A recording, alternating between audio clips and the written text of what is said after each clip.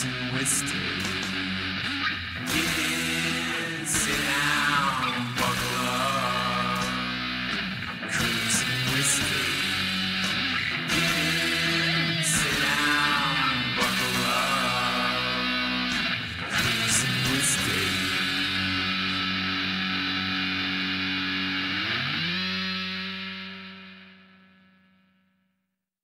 All right, guys, welcome back to Cruising with Steak. Oh, Here we are. Welcome. It's a shit show. We got no guests this week. Oh, we're recording a show? Hell yeah, man. Of course we are. We're just going to go for it. No, well, dude, our intros are basically shows anyway. So Yeah, it's just going to be an extended intro. We did two. Well, we did two shows this week. Yeah, dude, we were on Friends the to Know. intros or the shows, though? What happened now? No, we do The segments. We can do segments. It's our show. We do what we want.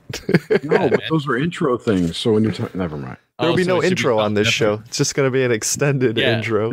One long giant turd. Those That's kind of exactly what it is. So just you can just savor delete as this. they Delete slowly this out of come your feed. You don't want to listen to this. It's like cavitated water. This intro. Cavitated water. Yeah. So we got with us Jerry Cthulhu. Cheers. SMQ's here. Hello. We interviewed him a few weeks ago, or probably like a month ago. I have no concept of time. Cliff Wall, Shoobity doo wop. James Cruz, of course. We're doing it right now. We interviewed him. Liberal Everything Mike. happens. It's pretty cold out here. Yeah, he's walking. He might get killed. Who knows? We're keeping an eye on him. Somebody may Sean be Shameless following. is here, but he's on his car phone. Yeah, that wasn't even anything. And then Failed is here too. What up? There James he is. Cruz here. Ever really ever anything? So is the question I have. No. Mm-mm. Maybe is the answer. Maybe. Maybe is a good answer for anything. You just, Love that's a to good, Ryne. Big shout out and love to everybody, Grimerica, all you folks, because I will be very quiet while I'm in the car commuting home. But when I get home, we'll be the end of this We're show. in trouble. when we get home. yeah. She's probably just gonna log on to EVE Online and forget about us. Yeah, and Adam Loyal could not be here tonight because he's got date night with his fiance. Oh yeah, yeah. I had Couldn't- that, but that's over. Date But he's night. going to try and get out of it quickly. Like James Who's said. Adam Loyal? Yeah. Adam Adam- Loyal. Yeah. He's the wonderful Host of So- Friends to Know. Friends to Know podcast. You can find him on your daily listener item / Oh, and if you listen to the newest Player. episode that's gonna come out this week, you could hear Jerry trigger Red Pill Junkie by saying Yes. that space is fake. Yeah. Myself, Grimsteak, and It Jerry. wasn't a all statement. sat It in. was a consider the It possibility. was, and he wasn't having it. I heard Adam Loyal do a shout out to Sean Shameless's testicles on the last Friends to Know. I think that's true. He's always True. posting nutscapes and his balls. Oh man, Unappealing. I we think got a it's new jingle. interesting how- Let's play this new jingle. Let's start these segments off great. Right off the bat. That's Right exciting. off the bat. Let's just do it. Art and fashion segment. Art and fashion. Cruising with Steak passion. Certified Cliff Wall jingle. I'm talking Mona Lisa wearing bell bottoms and Picasso wearing jingle jeans and Jerry's t-shirt mayo. Fails paintings for sale. James Cruz doodling on a computer. And Grimsteak's meat art for his sweetheart. Art and fashion segments. Art and fashion That was jingle. perfect. Beautiful. Thank you, Cliff Wall, for that. Excellent. So who's got I some got art it. and fashion news? I got a couple little factoids. All right, let's hear it. Fashion factoids.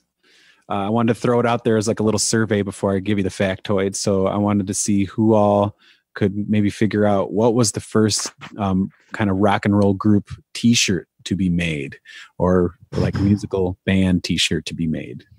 Rolling Stones. Yeah, I'm gonna say Rolling Stones. Beatles. The Lips. No. Any other guesses? Beatles. Any other guesses? Sublime. No. Sublime. Anachronistic. Nickelback. The first, James, guess. I'm gonna go with Led Zeppelin. rock and roll, right? Yeah, like a band. Elvis. Band t-shirt. Band. Elvis. Ding, ding, ding. Oh, it's The Elvis? first band t-shirt. Yeah, first band t-shirt was a Wow. 1956 promotional I'll say it Elvis was Presley 50. shirt showing him playing guitar in front of a green record. How much is it worth now? Man. Not many other facts other than that being the first kind of rock and roll promotional t-shirt. Nice. And then, do you guys know what the kind of the most famous kind of like iconic rock and roll t-shirt is? The tongue. The tongue. Yep. The Rolling Rolling Stones. Forty Stones. licks. Yep. I got a quote here from the designer of it. His name's John Pesci. He recalls the design concept for the tongue was to represent the band's anti-authoritarian attitude, mixed mouth, and the obvious sexual connotations. Ooh. Ooh. Quotage. Man, look who comes all prepared to the show. I like it. I got another factoid, but you guys can do a little art and fashion thing. You can come back to me. I'm gonna go full bore into the arts because I need to do stuff for Felix. He's the guy that does, Still? yeah. Still? And then I just set up my my old Mac, my old Power Mac, dude. About to jump back into the whole art situation and design some stuff for him and design some stuff for Cruising with Steak Yeah. that you'll be able to find on grimsteak.com eventually soon sometime. And I'm buying some printing equipment so I can print shirts and shit. Oh, you're going all in, James. Woo. Yeah, you can get some setups, man. They're not too crazy. I'm thinking about $300. I can get all the shit I need for it. But so yeah, I'm gonna be arts and crafts guy, and then anyone wants to make some shirts and shit, let me know. Can you make some like USB flash drives with your logo on them? That's a good idea.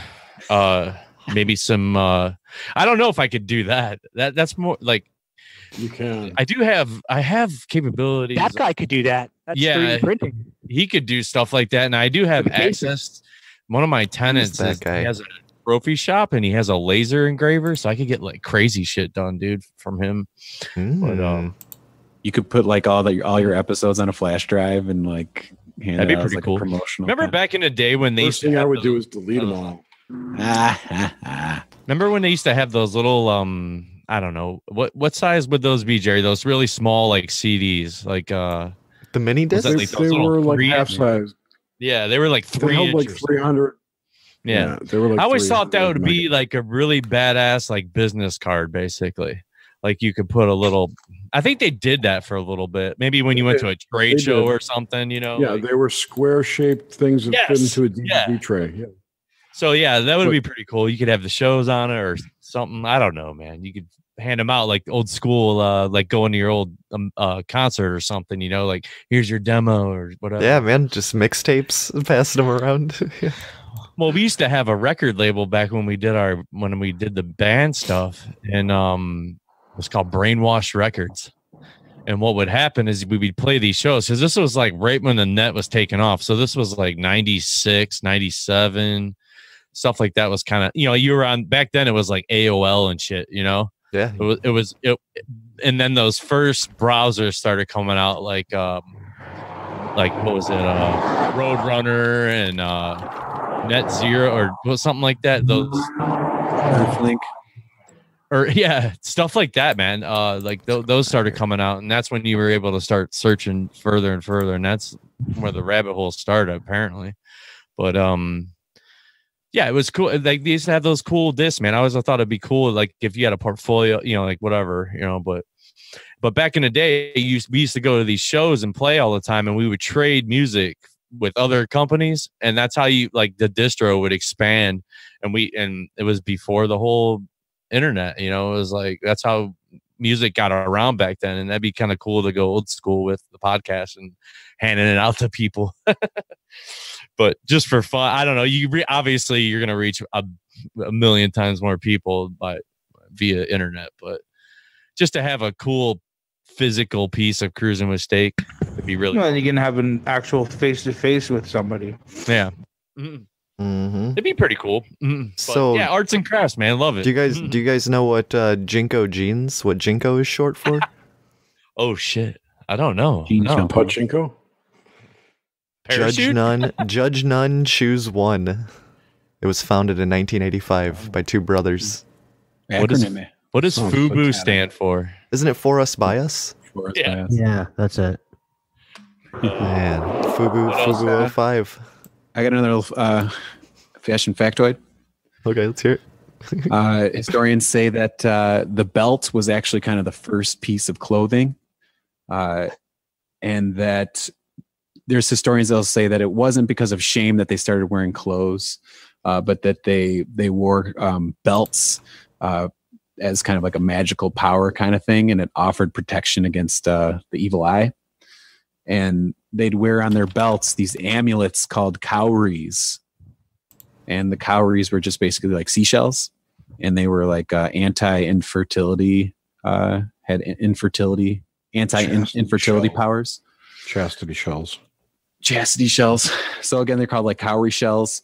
And you could tell how much magical power or how much status someone had by how many like shells they had hanging off their belt.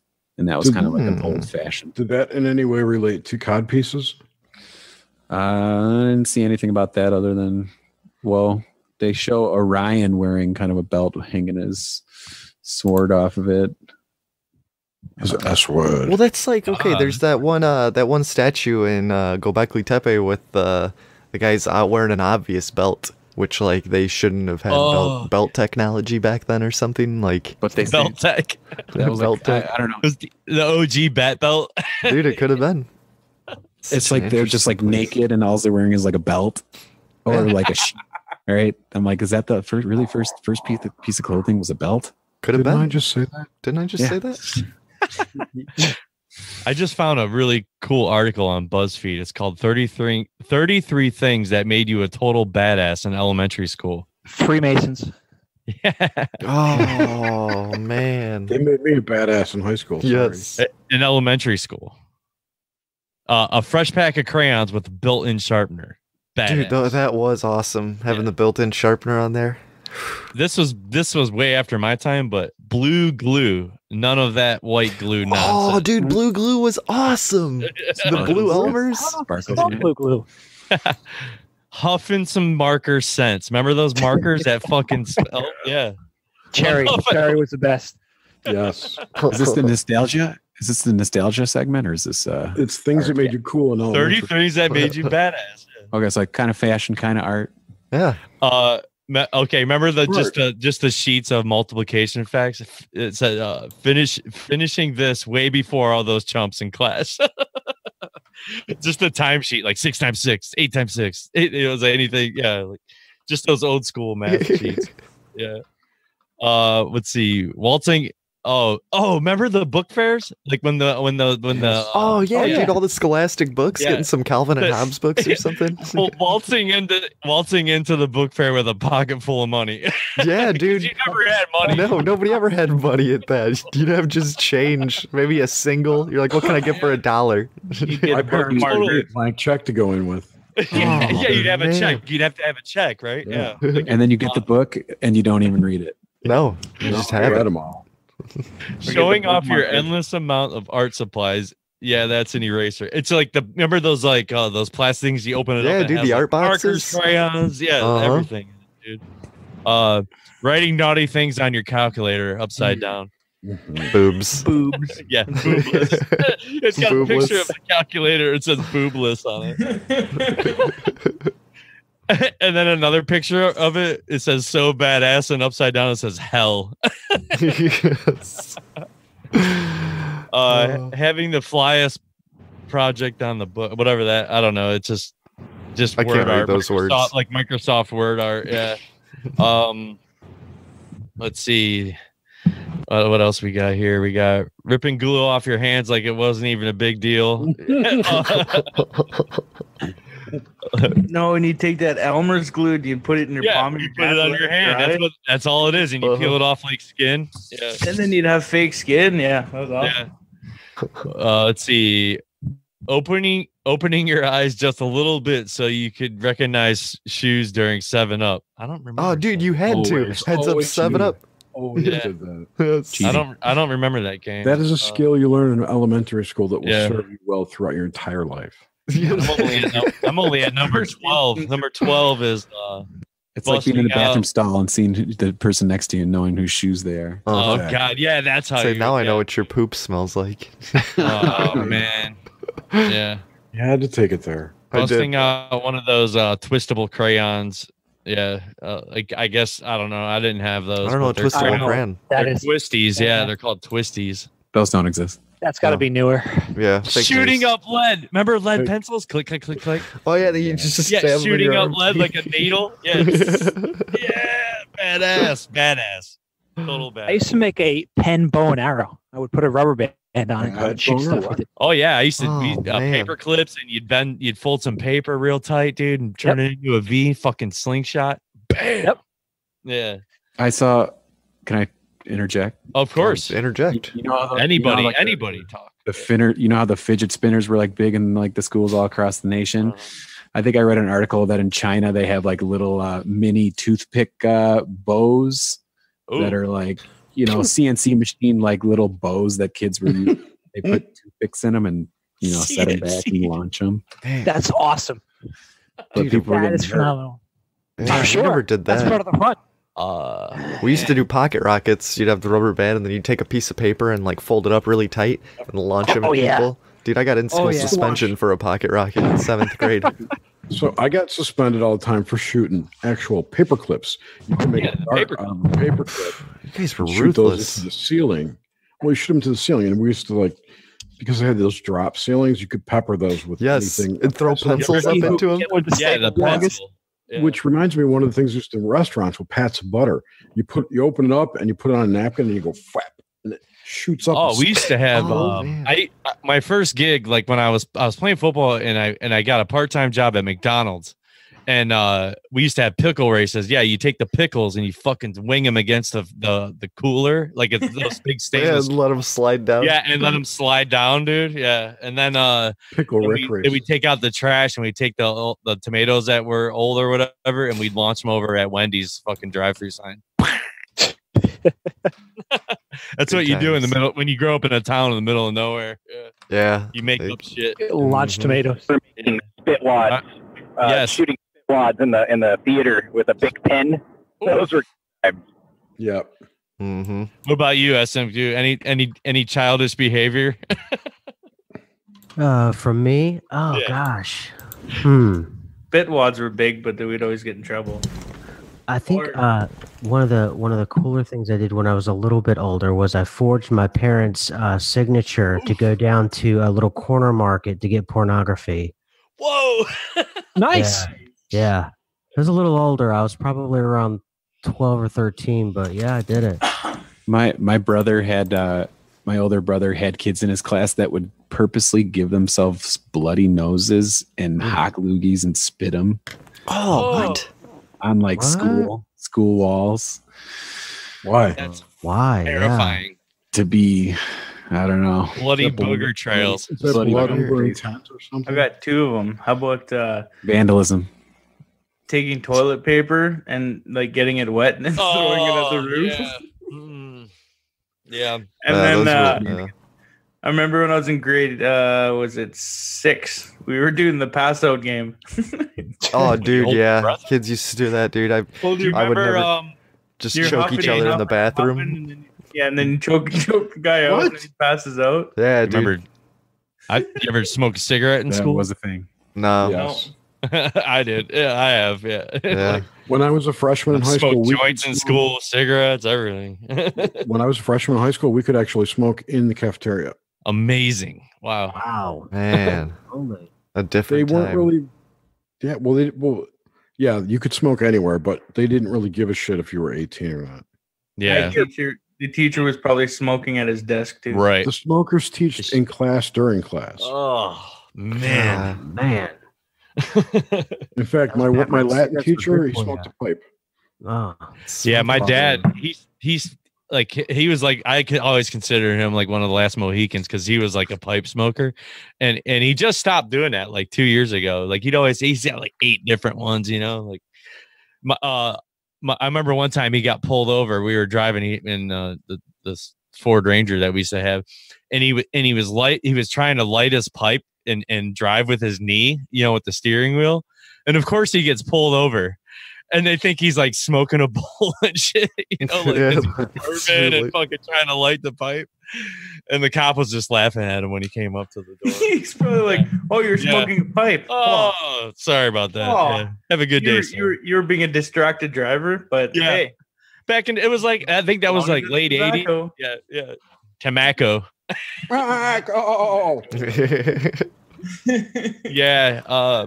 Do you remember another thing that like punk kids used to do? I've tried to do it, but I'd always get hit with it. With the remember you would take dandelions and you fucking go up to someone and swipe it on their neck and they have a big yellow. Oh yeah, give them the yellow spot. Yeah. Yeah, you get them on their shirt. You get a kid covered in yellow. Or yeah, you find a kid with a nice white shirt and rub it on his shirt. Yeah. Exactly. You get blasted right in the teeth.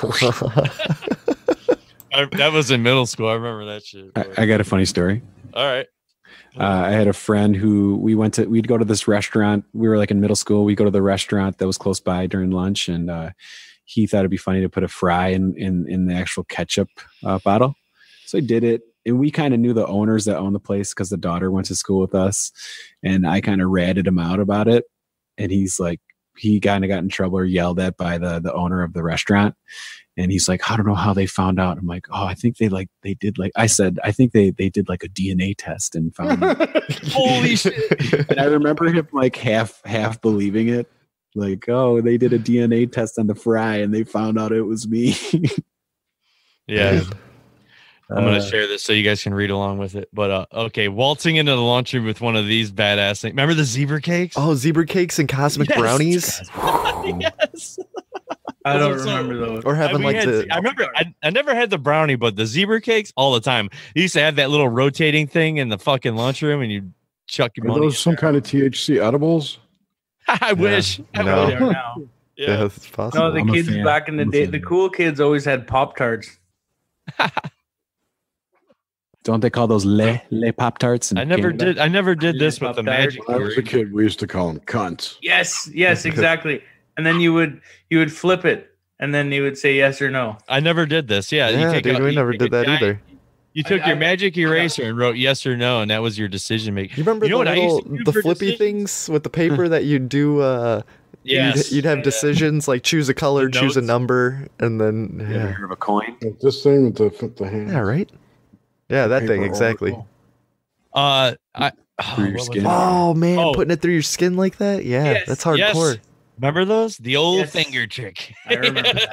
You take a needle and you slide it slightly under the skin on your fingers and you hold it up in the air and you take a needle and do that shit. Magic. Yeah, I did that. I like the picture though because it's all like a crusty, rusted needle and it's got cobwebs. Food in you and you don't like it. Yeah. Fuck you.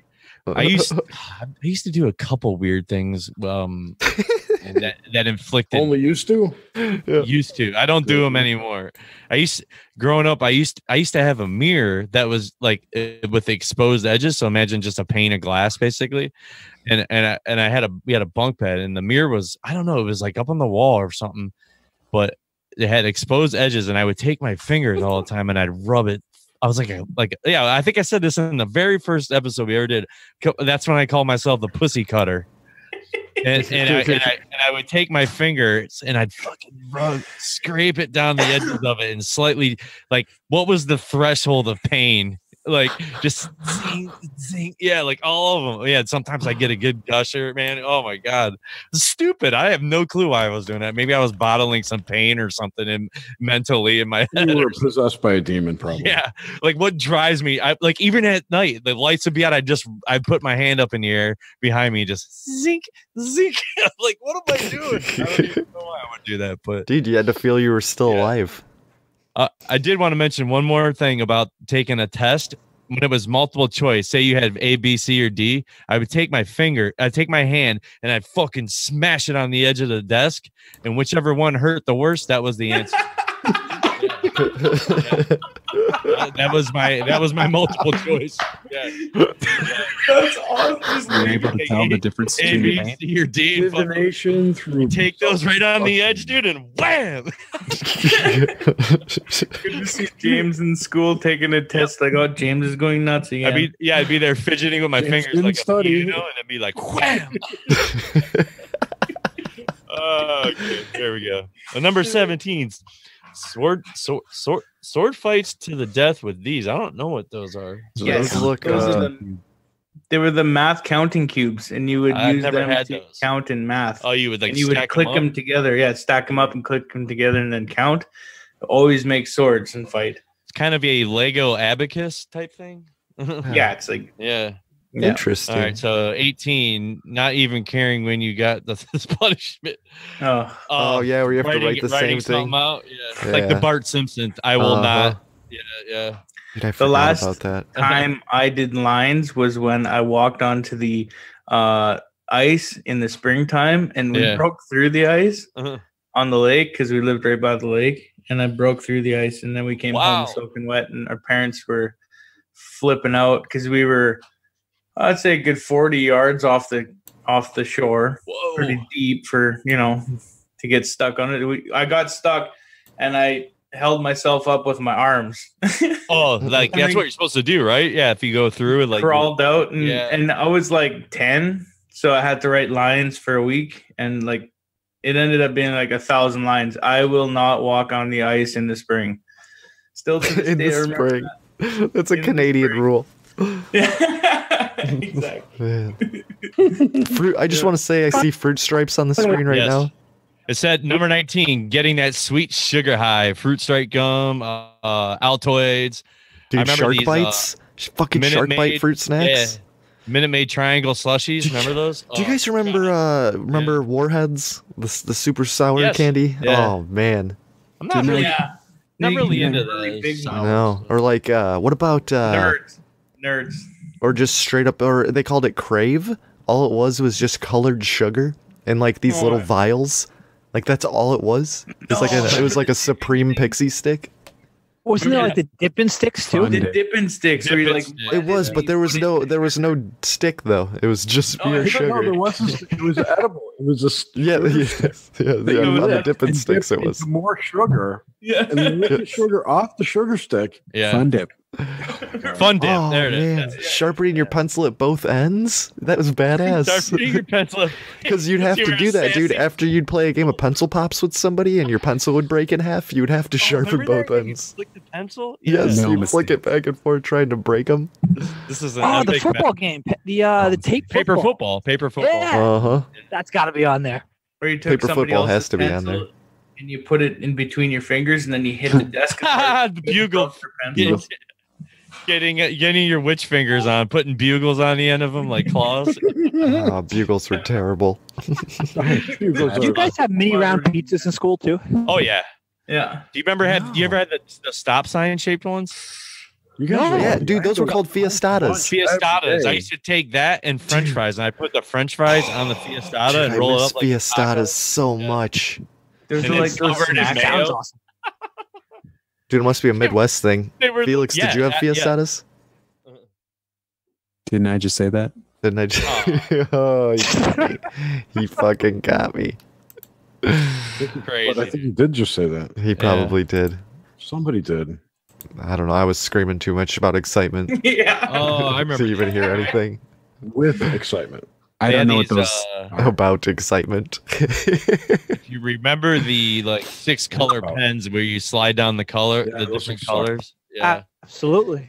And then you try and slide all of them down at the same time. That's what I was all 3 colors at once. It'd get jammed in the spring, would break, and then it was dressing up your pencil little finger grips.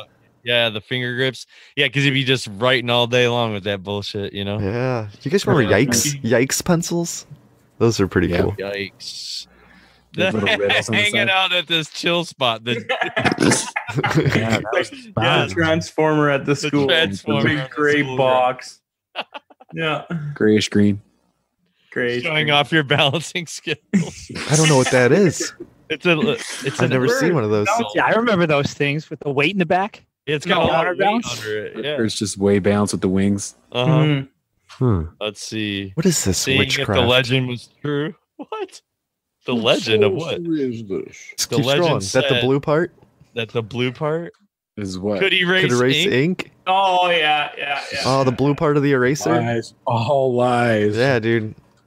That's There it is. There it is. Consulting a fortune teller. Yeah. Yep, that's Yeah. a jam right there. Yeah, Red, dude, blue, that was yellow, great. Yep. I never ever knew how to fold them, but because you're a guy. the girls always It's made true. them. Yep. Sold them from the Oh girls. my God, And then yeah, we would- you do the you red. would- Pick a you'd color. the girls, and then you'd read what they were writing underneath them. You could do Uh-huh. a cruising with steak swag with one of these little fortune Yeah, tellers. just fold a bunch. We'll just write them to you, and then you, Fortune and then on air we'll It go. would be a certified Cliff Wall fortune. It would teller. be, yes. Oh, here's your Fresh erasers. erasers. Yeah, little eraser caps. Yep. Blew out after the first 5 words you wrote. Yes. Doing some gym class tumbles. Yeah, on the blue pads. Yeah. Did nothing. Mm. Oh, Gym no, I class. didn't. Nothing. Pencil sharpeners. Oh, Yep. dude, that's a nice one. Wow. I still have one of those. Yeah. Speaking of fashion, Nowadays you have the electric ones, and Yeah. I noticed that we had one, and the kids will grind the pencil down halfway before they're like, "Oh, it's sharp." Like, yeah, you don't need to put it in that much. Bubble gum in Bubble gum in a dish. oh And that's some sort of child's limerick. What was the other one? The cat. Jump rope rhyme. Making your mark. Oh, dude, I used to do wow. that 3DS all the time. Yes. It's Wow. not really 3D. Oh, it's 3D. Dying of Kind of Colorado. Yes, Oregon Trail. Oregon Trail. Yeah. Good Oh, that's times. 33. That's the end of it. Yeah. That's where all That was the the capper. Oh, that was a fun arts and crafts segment. that's where all the That's a blast from the past. That's almost like a share memory type thing. That's awesome. Yeah. So that was, That was cool. a share memory. Yeah. Yeah, but it's not unique to, we all experience It's- these memories. it's- yeah. True. Very true.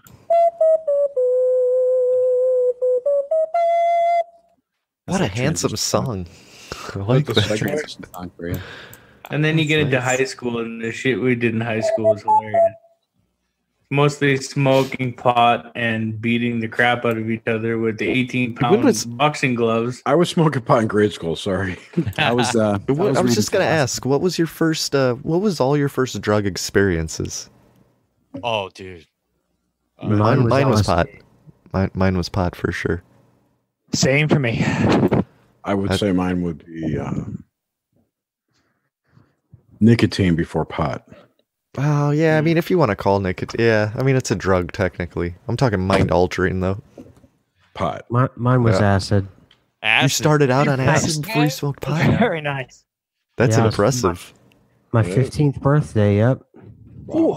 Went for Oh, it. man. Mine was Yeah. 17th birthday. Was it a good trip or a bad trip? It was bad because I was taking it was 3 tabs, and he said they were weak tabs, so I took the tabs, and he told me afterwards that they were triple dips, so it was like 9 tabs. So yeah, Wow. That's a heroic dose. Just talk to And I God went- when you're 15. LSD dude, would I just. went home, and Yeah. my parents and everybody, they threw me a surprise party. Yeah, man. And I remember one thing I remember distinctly was that my parents, they fixed my favorite pasta, rigatoni, and it kept like worms coming off the plate. Oh, So God. Mine was Epic. marijuana. We were at a party, and everybody was smoking a bowl, and so I went over and they smoked a bunch of bowls. And then I left the party, and I was like, "Yeah, man, pot's really not that bad. I don't feel it." And they're like, did you inhale? No. Just wasting it. Just wasted the whole thing. Then the next time, my brother's like, "Okay, we'll get you high." See, he rolled this pinner that was the size of just the paper, damn near on the floor. And smoke that? No, I wasn't even on the floor. It was like half of my body was numb, and I was like, I can't feel this side of my body, but I can feel this side of my body. And my brother's like, "Yep, you're high." I was paranoid as fuck. Yeah, dude, me too. The first time my dude used to sell doobies in pens in school. Oh, that's smart. He'd just hook you up with the pen. But anyway, like, and I just was never into it. I was at the time skating, playing sports and shit. Mine was I was all in this straight edge scene, like, until I was probably like 16 or 17, like, cause like my older brother loved punk rock, so I was like big into it, X the fuck up, I need a pure brain, like. I never, we were always anti that, even in the whole scene, you know, like we played with a lot of straight edge bands and stuff, and we were the anti that. Everyone used to play with these heavy fucking bands, and they used to have those garden gloves with giant fucking X's on them. They were badass, dude. But anyway, the first time, so the first time I was at a party with him, and I told my mom, I'm staying over at Chris's house, and he lived in like 20 minutes away from where I was living. So anyway, I'm over at his house. It was a crazy time. It was it was like a weekend thing. So we go to this party, and then I'm like, fuck it, cool, I'll smoke. Dude, I was tripping, man. Like I smoked like probably two joint, you know, like it was probably a double joint type thing. And then just in a room with random people trying to pass out and go to sleep, you know, it was like 3, then 3:33, then like 6, 6. No, I could never fall asleep, dude. I was tripping out so hard, so worried and paranoid and scared. I don't even know why, but and then so the next night we're at his house, and his mom was dating this black guy. His name was Bucky. And we were outside. He lived in a condo. We were outside on the porch, and it was dark, and we were smoking another one because I was okay that like I calmed down from the experience. So then the next night we're outside, and we turned to hand it to Bucky, and he's like, "Bucky, where are you?" And he smiles. He's like, "Oh, there you are." Holy shit! Because it was dark and a black. You couldn't see him because God. It was crazy though. I just remember those times, dude. Yeah, but so that was like my first little weekend of it, and then I got into this whole thing where like, weed's only for like dirty hippies and shit, you know. And I wasn't like I said, it wasn't in that scene. And then like I'd be in the car with the friends, they're all smoking, and me and my dude Mike that I got in that car accident with, I explained it one time. We would fake like we were smoking it and shit, and just keep passing it around. But just burning away their weed. Yeah.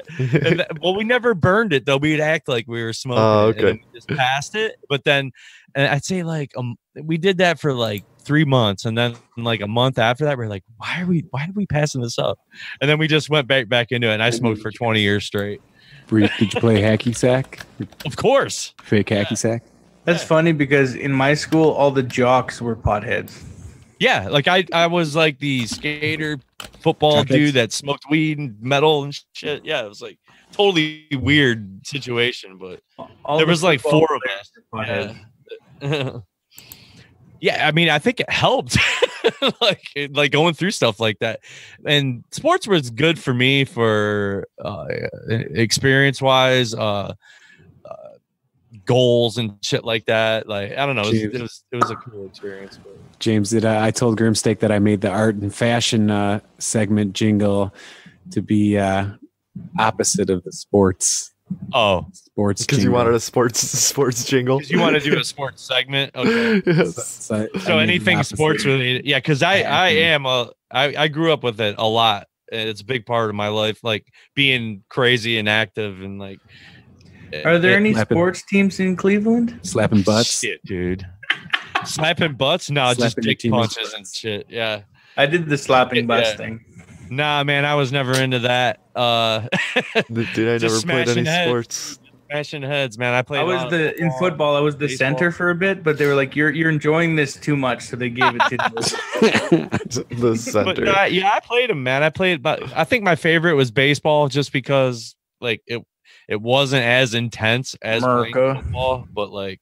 But I love football. I liked playing defense. I was a free safety, and I just ran around and smashed people, dude. It was nice. You know, you could die from getting hit with a line drive baseball to your chest. Yes. Welcome, Adam. If it hits your heart at the wrong beat, like in between a heartbeat, it can just it's true kill you. We do need to make a sports site because I know Mike's really he's into sports a lot. But you got to pay me for that one. I know, man. I'm gonna start paying you something. I'll do it. I'll make the jingle. Oh yeah, Fail could make the jingle. Oh, true. okay. Jingle, baby. Okay. You feeling creative? Yeah. You know what? For this one, I think I could throw in a little bit of a jingle. I had a couple little rhyme schemes going through my head for what could the sports jingle be, and I had like the word courts rhyming with sports. Yeah. And like field rhyming with something, but that's the extent that I got for the sports jingle with a Z. Wheeled. We lost us some Once you're on the field, then you got that ball to wheeled. Slap a couple butts, your teammates' butt. Sports. Take a punch. I'll make the sports. I'll make the fucking jingle of sports. It'll be badass. But I need Cliff Wall to help me. To write the lyrics and shit. I want to do like a Beastie Boys type thing. Sports with a Z. Sports with a Z. Yeah. With a Z. Yes. Because it's cruising with the mistake. So you gotta have a Z in it,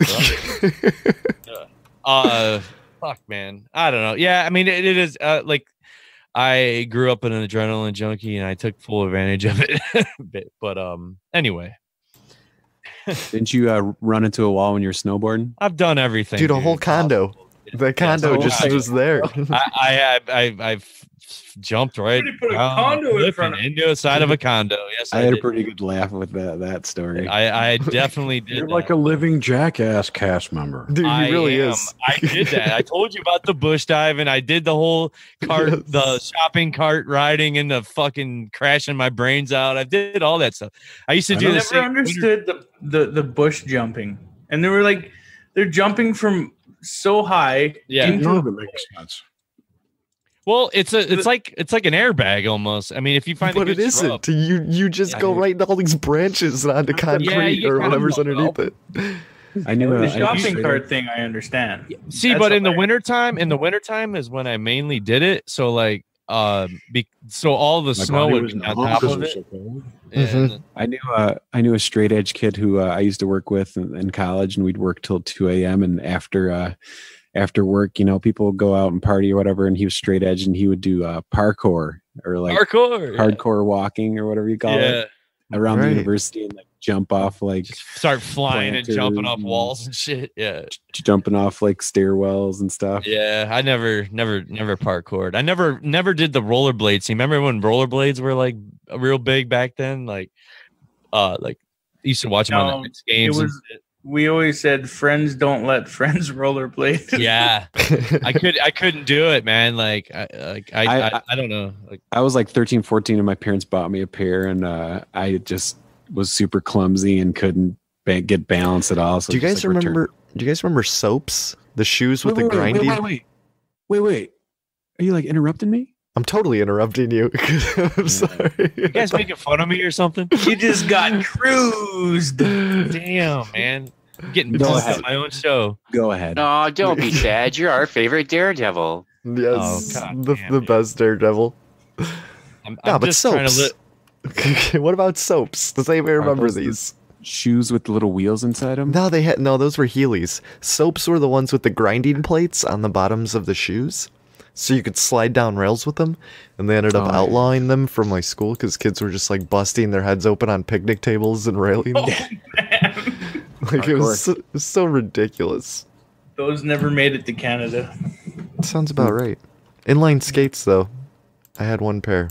I had into it. Used to open for Winger. What's that all about? Yeah, it's Shameless. I had wrist swinger. That's how wrist lame I was. Safety wrist things when I bought those. Or my Oh parents. yeah, you have, dude. You don't want to jam up a wrist. Yeah, and then I returned it all to like because I couldn't. I only wore pads when I was riding ramps and shit. Because like where I grew up, we built all our own stuff. I used to work at a lumber yard, Carter Lumber, and dude, yeah, like my friends would come in and buy like 2 sheets of plywood, and I'd hook the whole entire truck up with full of wood, 2x4s, plywood, the whole entire half pipe, probably like $500 worth of wood. I think I did that like 3 times. We built some pretty badass ramps and shit.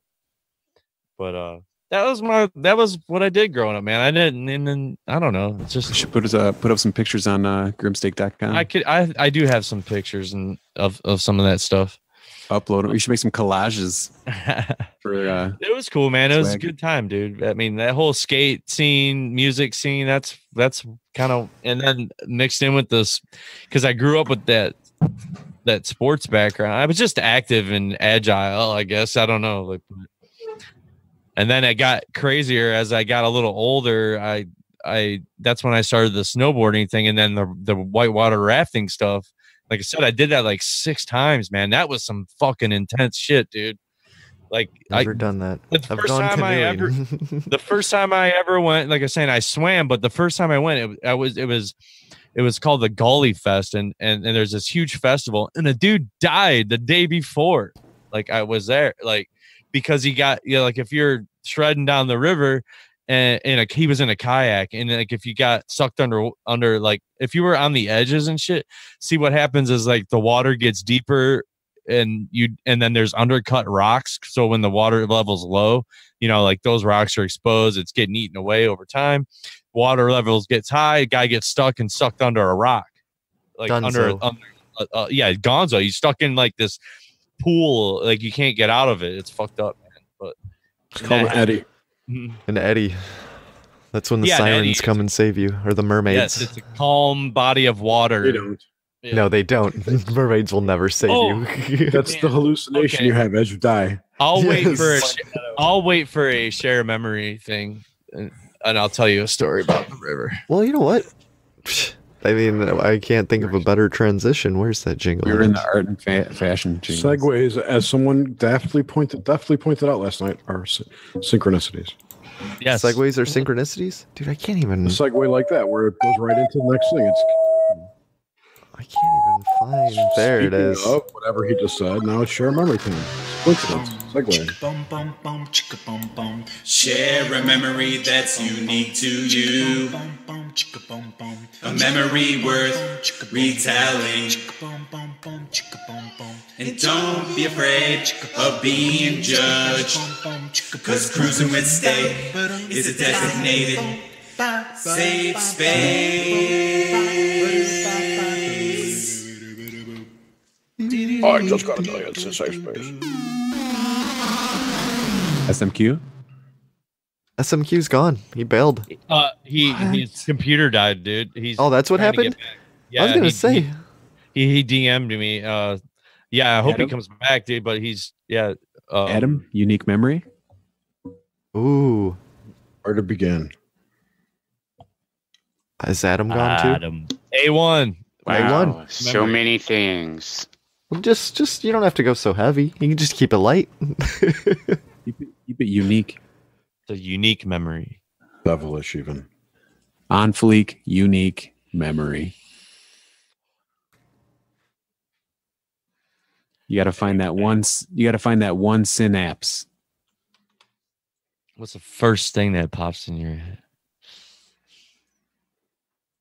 Adam. This one time. While Adam thinks, I'm gonna jump in with a real quick one. I was delivering pizzas. Dude, I delivered pizzas for like 6 years. I worked 2 jobs. Oh wow! Before this one, and there's this lake that's like a little north of my town. It's like a lake town. It's just called Lakedale, and I'm going through, and there's all these hills, and it's nighttime, and as I'm going down this hill, an owl swoops like through the woods and right into my fucking windshield, man. I just smashed the fuck out of an owl. And ever since then, I thought that like I was cursed with like 7 years bad luck or something for hitting an owl. I mean, it was fucked up. But yeah, that's just my story. You're all owl right now, right? All right. I'm owl right now, definitely.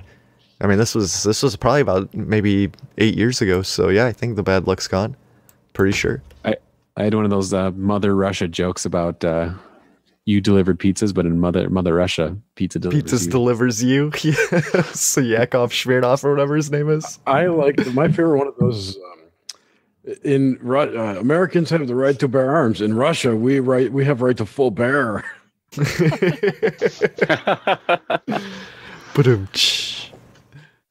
Okay. In my early medical career, when I was still doing nursing school, I used to do ride along with EMTs, and we got a call one night. We ended up going into what was technically an abandoned building that had no phone service, and this was in the 80s, so there were no cell phones for us to use, and there was an issue with the radio. And I just remember that one of the other EMTs who was with us, since I was technically only observing, tried to use the phone that was in the apartment, and was actually able to use the phone to call in for another ambulance because the report had been wrong. We had more people. We found out 2 days later that there was zero service and zero power and anything to that building. But when we were there, we had lights, power, and phone. That was weird. That's just a weird memory. Man. Yeah. Time warp. Very weird. Alternate dimension. You hit it. Could be. Now that's unique. Certified Cliff Wall, unique rating.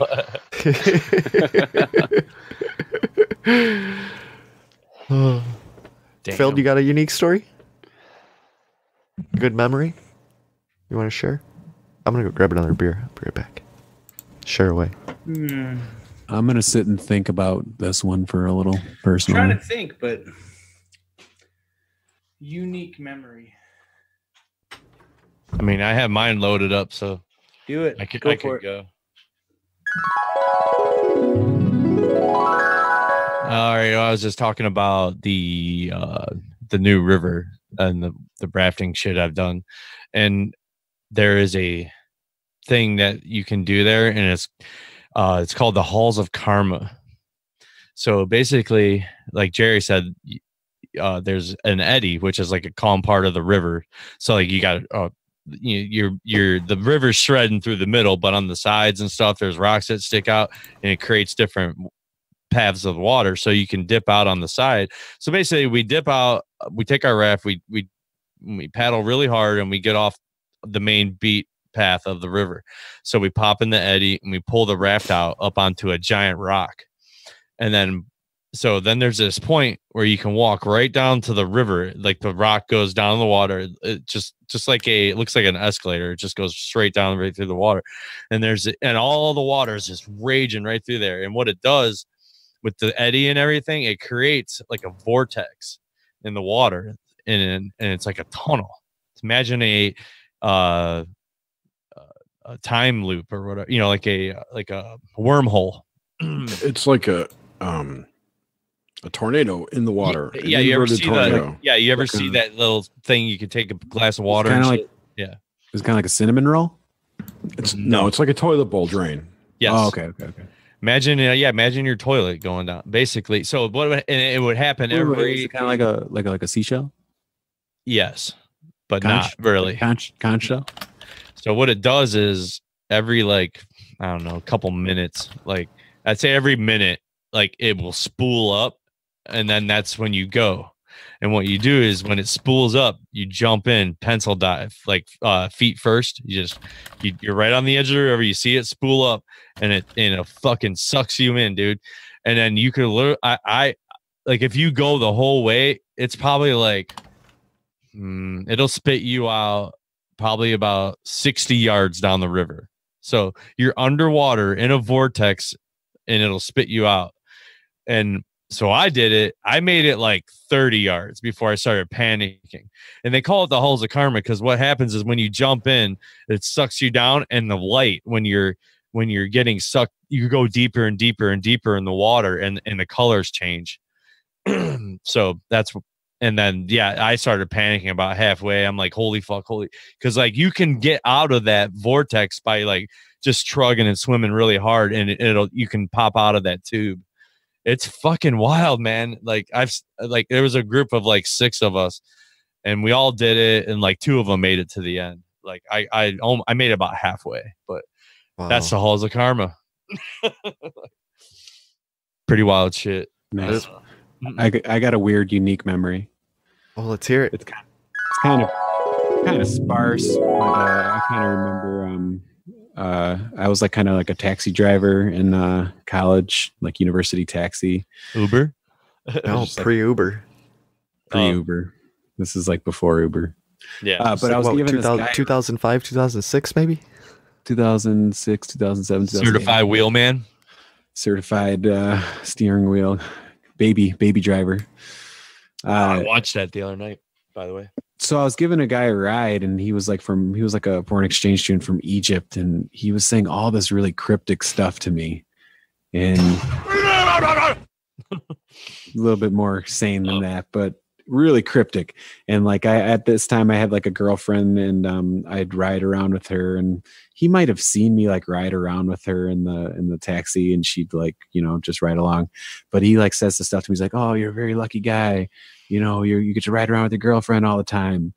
And he started talking about, he said something like, but I have this God up in the sky that kind of keeps me from something or other. And he was just saying how this God was like cock blocking him or something. And it was really like, yeah.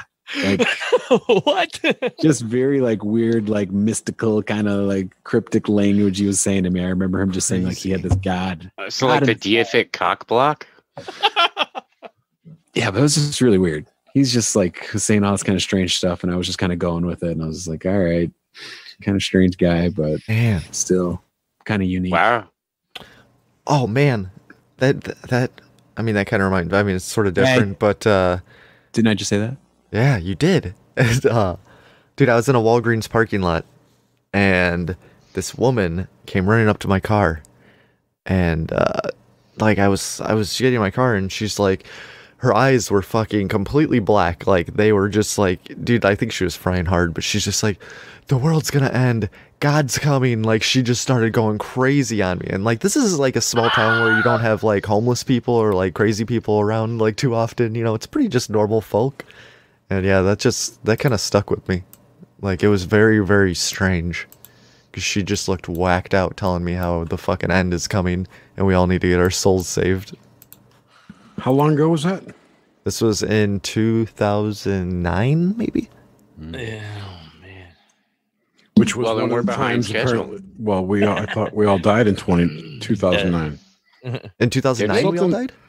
That was one of the years that we got reset. Was that the 23rd thing or whatever? Dude, it could have been. Dude, I can't keep up with all the crazy shit. How many times have we died? I got my journal entry from 3 years ago to the day. Let's hear it. I'll just give you little bits and pieces. So this is Cliff Wall, certified Cliff Wall diary journal entry from November 11th, 2014. Diary, cha-cha-cha. Winter's here. Feel it. Watching Contact from 1997. I wrote in the early morning. Synchro. We'll get back to that. Yeah. I drank words from the pages of the Life of Pi. I came to know more about the concept of not self. I walked to El Alamo to get goods for chili. I played guitar. I texted mother a bit. My mother. And what else? I went to the library. Nothing about dying. Nothing about dying. Synchro? What's the synchro? Yeah, what's the synchro? I was talking about the guy who played the blind dude in Contact before. The Saboteur? Wait, I guess it wasn't with you guys, was it? No, I don't think so. It doesn't sound familiar.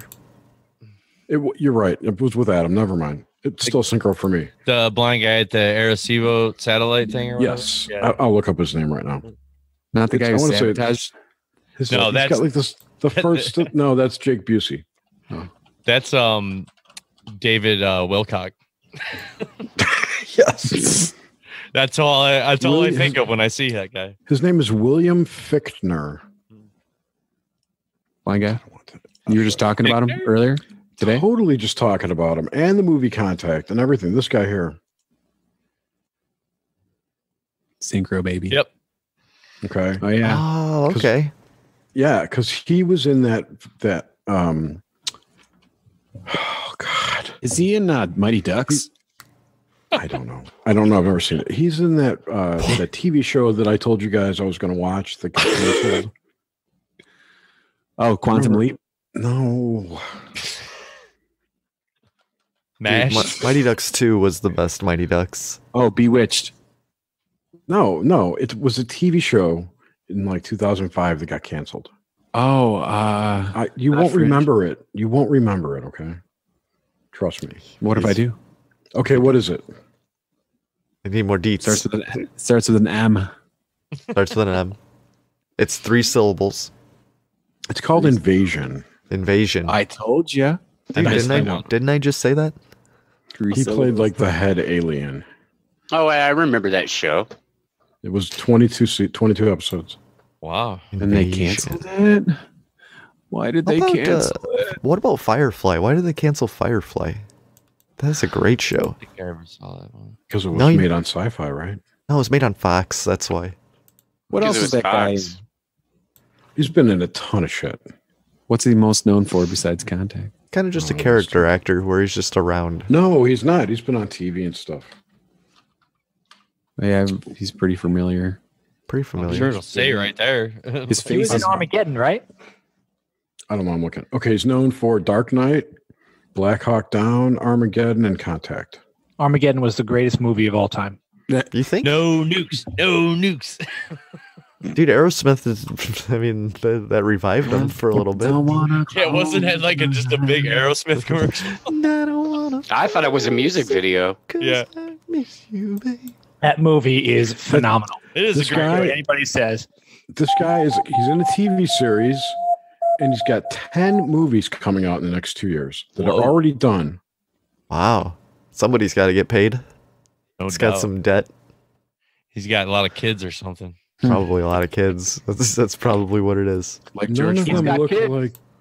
I got None of them- kids. Yeah. You know, George Foreman has like all his kids that are named George. Yes, George. Yes. George the 8th. What a genius. That's what a lot of head trauma will do to you. It's retarded. Come on. He's a good guy. Gotcha, bitch. He's a good guy. He's like a fucking robot. He came from nothing to something. He did. And still can only spell George. Yes, because he got his head pounded in Doesn't- so much. Doesn't know any other names in the world. Yeah. I appreciate his grills. Oh, man. Mike, we need a memory from you. I have no memory. You're so full of shit. You're I killed making me all my think you're more of a Mike, CIA okay. agent. Let me jog your brain. Your favorite WrestleMania moment. There we go. So I won't remember it from a kid, and I've only seen one recently. So Okay. I literally don't remember anything. Yeah. What? It's all blank. I have an issue. Man, he had an issue with sharing. That's his issue. Or that. Yeah. This is Mike's brain right now. Just crickets. That's Just all crickets. it is. Man, that's disappointing. Mystery jingle.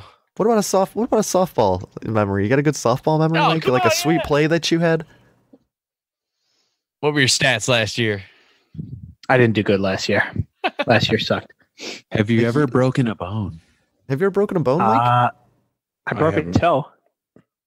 Okay. That's actually kind of an I've never interesting story. broken a Wouldn't bone stop- or been in the hospital. Wouldn't Neither stop have I. bleeding for 3 Same. days. I have. It's because I'm a pussy. I don't go outside. Same. I'm like the exact opposite of James. Yes. Everything he would do, I would run away from screaming. I'm with Jerry. Face it. Mike's toe. Mike's toe story. Mm-hmm. Mike's big toe. Let's hear it, Mike. A toe story. I broke it. So I kicked let's see. something. Somebody just take James' soundboard away. This is his toe jam. It's toe jam, baby. This is actually not a bad one. So I used to be very much into fantasy basketball. This was going back 10, 15 years, I think now. And my team happened to be doing very well that night. So I decided to take a fake shot in my basement. And it's a low ceiling, so it was a tiny little jump. And I landed right on my toe. So it bent back, or not, it bent under the foot and would not stop bleeding for at least 3 days. What? Turns out that the nail had like pulled out from the bed and it was cutting into the foot underneath, and the toe was split like in half. Oh my the God bone. damn. Yeah. All from a fantasy fake basketball shot. Wow. Yep. I missed a standardized test though, so that was a good thing from it. Oh, nice. Well, see, sports are just dangerous. Yeah. Well, anyway, fantasy regular, you're getting hurt. Yeah. God, I have so many memories from that. Don't fumble. I was playing basketball in 7th grade, and we were in practice. There's a synchro with fumble, as you'll see coming up later. Okay. I made the basketball team, so I was all excited about that. So I'm at practice during the week, and whatever, we're going down under the hoop, running drills and shit. There's this. Someone takes a shot, go up for the rebound. This kid jumps higher than me. He comes down, and his fucking teeth jam in the top of my head. Oh God! Yeah, I still have marks from it. Space Jam. 2 teeth right in the top of my head. And I'm like, fuck. And like, so I take off. We're running down the other way, like we're playing, So I'm running down the other court. All of a sudden I just feel like warm. I'm like, what the fuck? And dude, like all down my neck, the back of my shoulder, everything, it's just gushing blood. I'm like, fuck me, man. So I had to go into, I ran. It didn't bother me or anything. I mean, it hurt for a second, like when it happened, and all of a sudden they're all like, like, so I take off, go into the bathroom, just sticking my head under the sink and shit, and just buck teeth right in the top of my fucking head, dude. I got a story, unique memory to me. I was like 20 years old and I was kind of like crazy over a girl, and I was like super happy about how things were going. And I got to work and I walked into work and I was walking up this loading dock and I was kind of like skipping to my loo, like just excited about this relationship. And I ended up like jumping up and like hitting my head on like the door frame, walking up this loading dock. And this like lady that was working there looked at me. She's like, "Are you okay?" And I go, "Oh, I'm fine." And there ended up being blood just like you on the top of your head. Yeah. And I finished off the work day and then hung out with some like coworkers afterwards, and they had like a bonfire, and like I'm pretty sure I had a concussion and like almost fell in the fire. Yeah. At the end of the day. You feel a little loopy after stuff like that. Dude, I hit my head. I still hit my head like every other day on some random car, the van. Did, and you wear shoes. You wear shoes indoor all the time because safety first. Because you don't like stepping your toes. Right there, bro. Yeah, I'm always wearing shoes, dude. I wear shoes indoors just to keep the fleas off of me. No, man. I can't. Man, that's like a pet peeve. Like I have 2 parts of the body that I just do not want to get nailed with, in my toes. And sure enough, the other night, man, I had my shoes off. I was walking and I just clipped something, and just took you down. Yeah. It's so foreign to me when it does happen. It's just like, holy piss. Hey Sean, we're on the share a memory that's unique to you segment. You got a good story to share? God. Something. I've got a recent and not so great story if you want to hear it. But well, if you want to tell it, you tell whatever you want.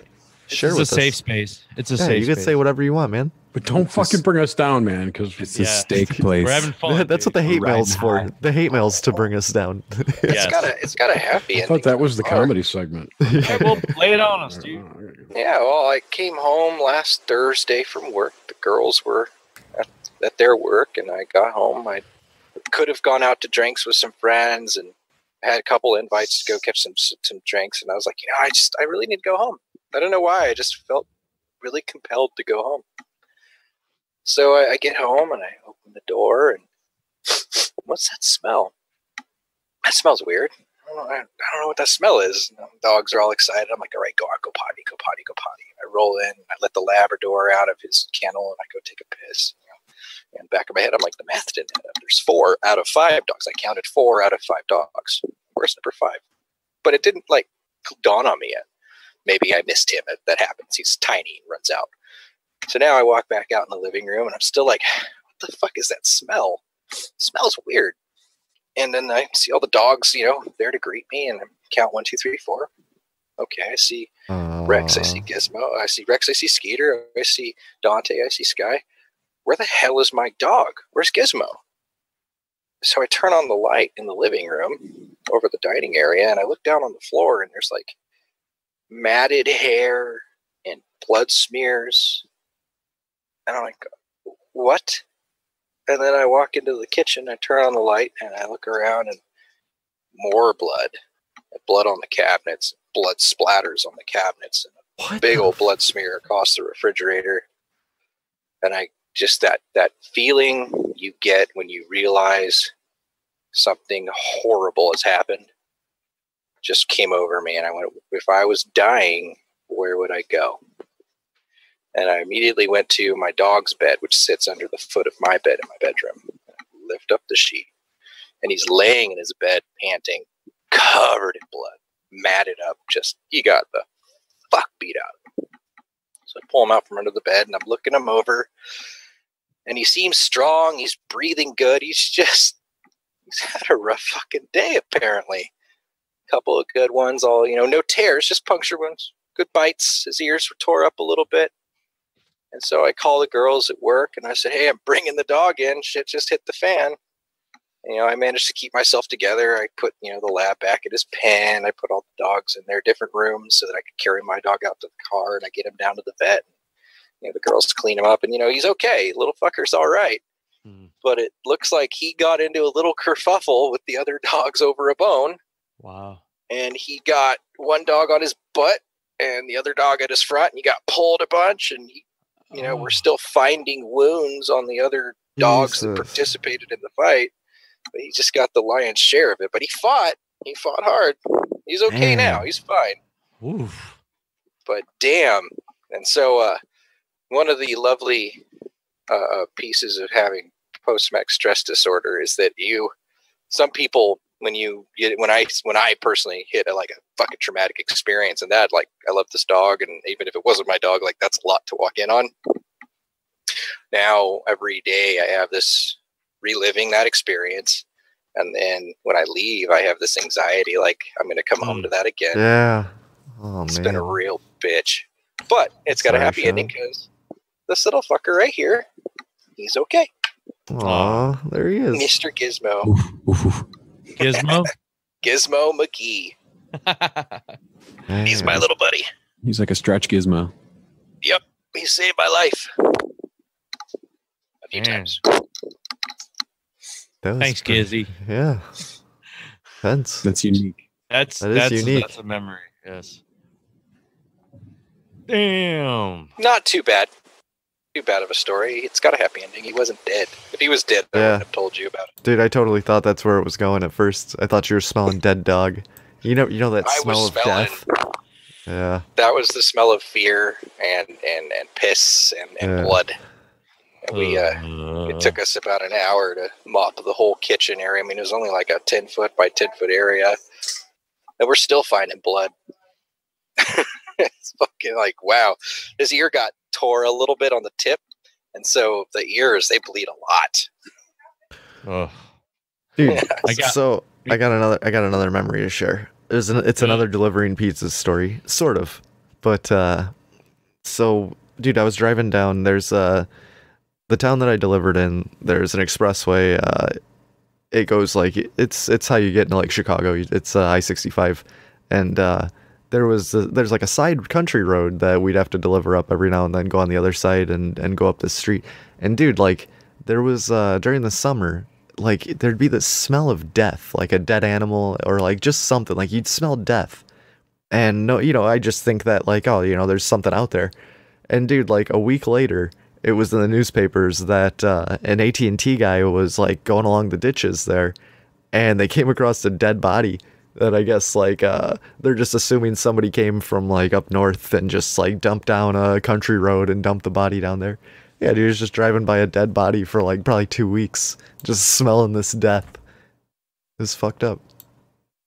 You'll know what it smells like next time. Yeah, exactly. Dude, that smells, it's unique. It's a unique smell. And you know that the like the police people and professionals and whatnot put Vicks under their nose, right, or something like that. There's actually it's actually kind of a menthol paste. Yeah. And you put it on your upper lip, just under your nose, whenever you go to a crime scene where there's been a lot of gore, there's been dead bodies. Because let me tell you, the smell of decomposition does not wash out of your clothes; just burn them. Yeah, I bet. That's cool, Field. Yeah, what is it, a xenomorph? And the smell of burning shit, that never goes away either. Burning shit? Burning shit. Yeah. I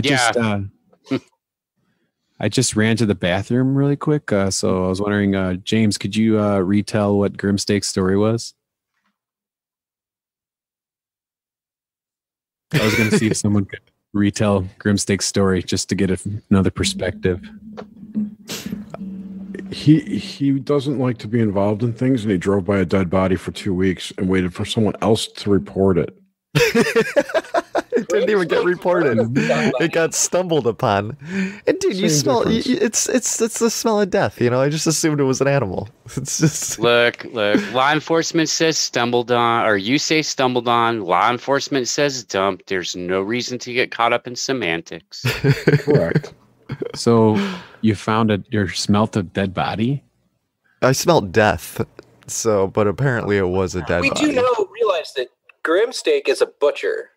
So maybe. Yeah, but he doesn't get those smells. I mean, it's not something he smells every day. I just smell like raw meat. A lot of raw meat. Aged meat is different from decomposing Jerry, death. Just stick with aged meat. Just stick with protein. That sounds way more ominous. Aged meat. It smells like roast pork. That's what I am. You got a good age. You're like a fine wine, Jerry. Keep getting better. Jerry, do you have that old person smell of like basting an Old Spice and just... No. I smell awesome. Mothballs? I am one of the most awesome people you were ever... Holy fucking believe it or not. Yeah, I'm gonna bust down a door and start eating your meat mountain. It's coming.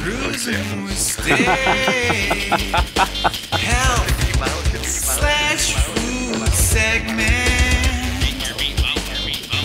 Grab a bite to eat while you're listening to this. It's good. Yeah, get some burgers. Maybe a nice spread. Yeah, nice spread. Maybe some ribs. Some ribs. Cruising State Health /food segment. The most health conscious podcast all along the flat earth. The most health conscious podcast all along the flat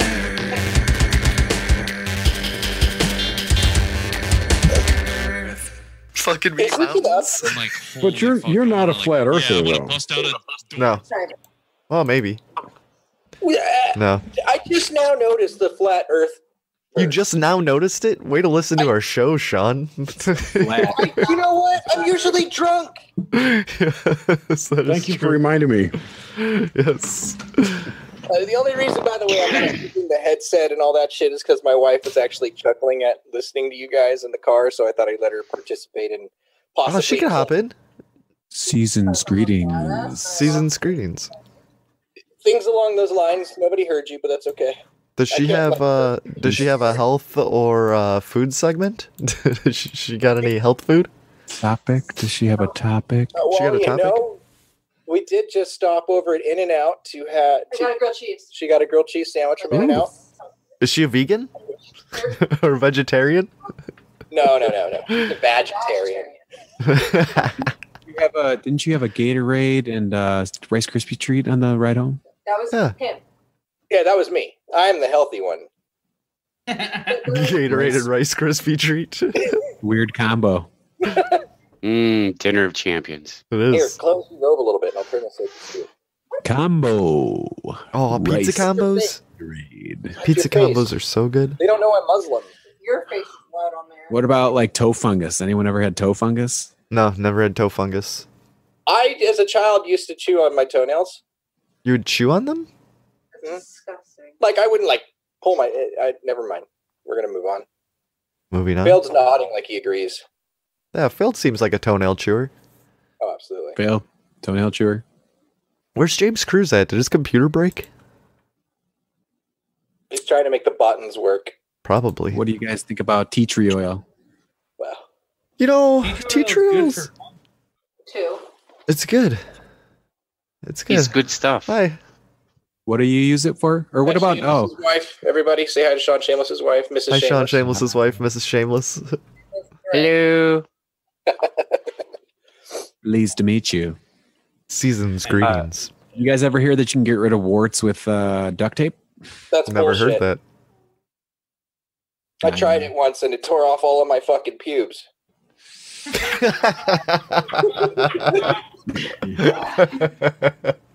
I'm just playing into that whole hate mail from Ryne. That actually, like, it's the first time back on the show since that letter, and I might have been triggered a little bit. Ryne. Oh, Ryan got you good, man. Right. He did. Yeah, he did. How often do you guys clean your ears? Daily. And I know you're not supposed to use Q-tips. It's terrible for you, but I do anyway. Well, I use them, but I don't. I like still use in my Q-tips. ear. Because your body, like, supposedly naturally just pushes the wax out. That's like, It doesn't. It doesn't. That's a lie. What are you supposed to use if not Q-tips? I don't know. It's like saying your ass naturally pushes turds out. Pushes. Oh, it does. And sometimes I don't bother wiping my ass. Eventually it will. I'm just going to dirty it in a minute. So I just kind of walk around with a snail trail behind me. So what are you? Have you ever seen those ear candle things that you stick in your ear and light on fire? They're supposed to. Oh, they're total bullshit. They are. Those are bullshit too. They are bullshit. Oh, that's a beautiful bag of weed. I like that. I use. Looks like alfalfa. Delicious. Alfalfa's not here. It's Spanky. Yeah, I know you spank it, but what is that? Is that? Let me see. You're trying to smell it through the camera. What is that? I'm just looking at it like it's tight little grains. Like, that looks like a sativa. It is. Oh, The California. Yeah. just one of my many. It was a 30-gram bag for $2.40. Not bad. We should talk later. And it's My legal. dealer- No, it's not fucking legal. No, it's for the. Well, she Allegedly. was in California, so it's fine. I don't use mainstream like deodorant anymore. I use like this like crystal stuff. It's like crystal. I don't use How does that work? deodorant at all. It works really good for me. Like my wife tried it and maybe didn't work too well for her, but for me, it just like it kills bacteria or whatever. And yeah, as long as you don't put crystal? it on. It's like a crystal like roll on stuff. So there's like some sort of crystal type stuff in there, but it's like liquefied in there. Because like sometimes I'll get like this gnarly like flare up, right? It's rare, but it's like if I like miss a day, like okay, I slept through Saturday, it's Sunday morning, and I have to go to the store real quick, but I don't want to take a shower. I'll throw on some deodorant and then roll down and come back. But like it flames up, and it's misery for like 2 days. You gotta use something more natural, baby.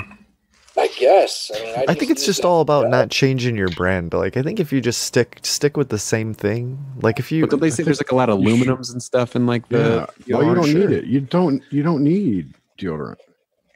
Whoa, That's why I use I like the strongly natural disagree with stuff. that, Jerry. I live in Santa Cruz, and I know what no deodorant is like. And it ain't. If you wash yourself daily, you don't need deodorant. Oh no, I got a powerful fuck, bro.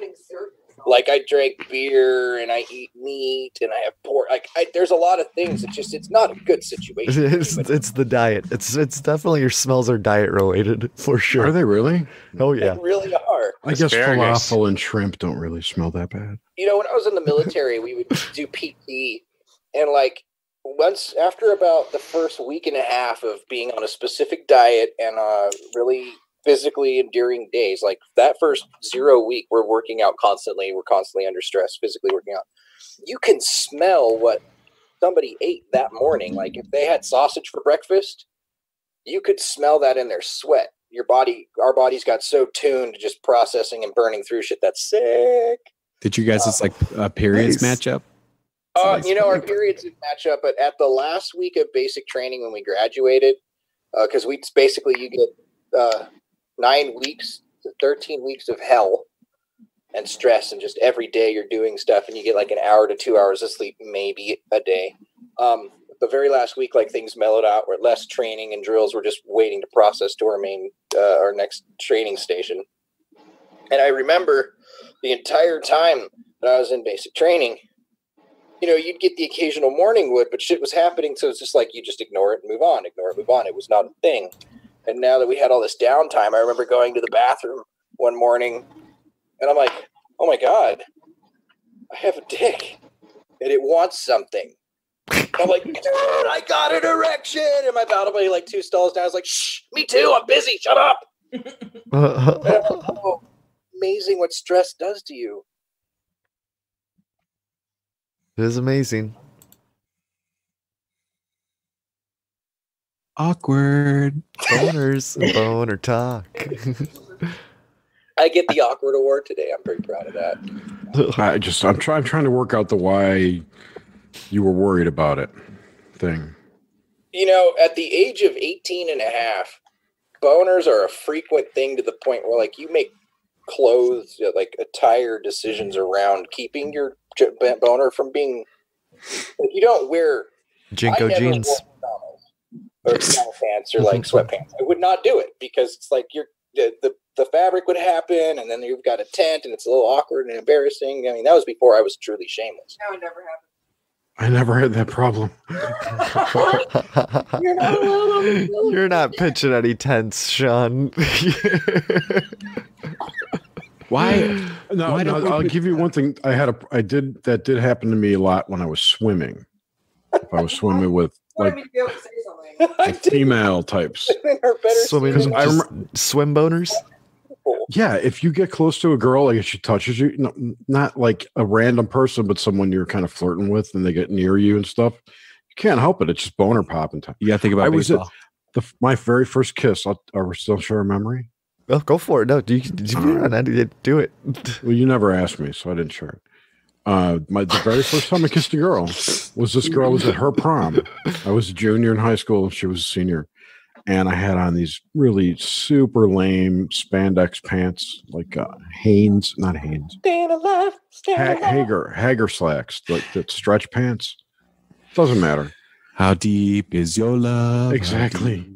Kissed her, give her a kiss, and I had total boner, and that was a picture tent moment because those things stretch. Those pants. And they were too big. Yeah, exactly. So epic. It's like at the school dance. I still get a boner kissing chicks. Yeah, it's a good thing. It is a good thing. You get a boner when you're at the school dance, and then you have to dance awkwardly. I get a boner when I have my paycheck. When I undo my paycheck and I look at it, I get a little chubby, just a little one. Money does not do it for me. Money doesn't do it for me. In my dreams, I get boners when I'm about to die or have a lot of pain. That's interesting. Which is disturbing, but yeah, it's just kind of weird. Like, what? Why in my dream does that associate with sexual pleasure? No, it's not. I mean, dying or death in dreams, if you go from a Jungian perspective, has something to do with sexual frustration or restraint in your daily life that you're working through. So it does make sense that those two are associated. The pain one, though, that's a little interesting. Do you like getting kicked in the nuts, Jerry? Oh, no, what's up, Kill? Kill, no, I'm not like that. My fetishes are far different and banal compared to that shit. I think I heard that I like French manicures. I heard the shape of the shape of the weenus. Mm-hmm. The weenus evolved in such a way that like the head of the weenus it was supposedly like that to scoop other men's stuff Sperm out. Yeah, I'm playing with my weenus right now. Are you 12? Can you not say these big man words? Weenus. That's my weenus. And stuff. and stuff. You're thin skinned. So wait, it's created. It's called it's the like a glands shovel. of the penis to pull the glands. cum out to make your cum the superior cum. Well, Yeah. to scrape out. Yeah. That's not true. After It's a theory. $100 of scientific research, the Polish determined it's to keep your hand from flying off and hitting you in the forehead when you masturbate.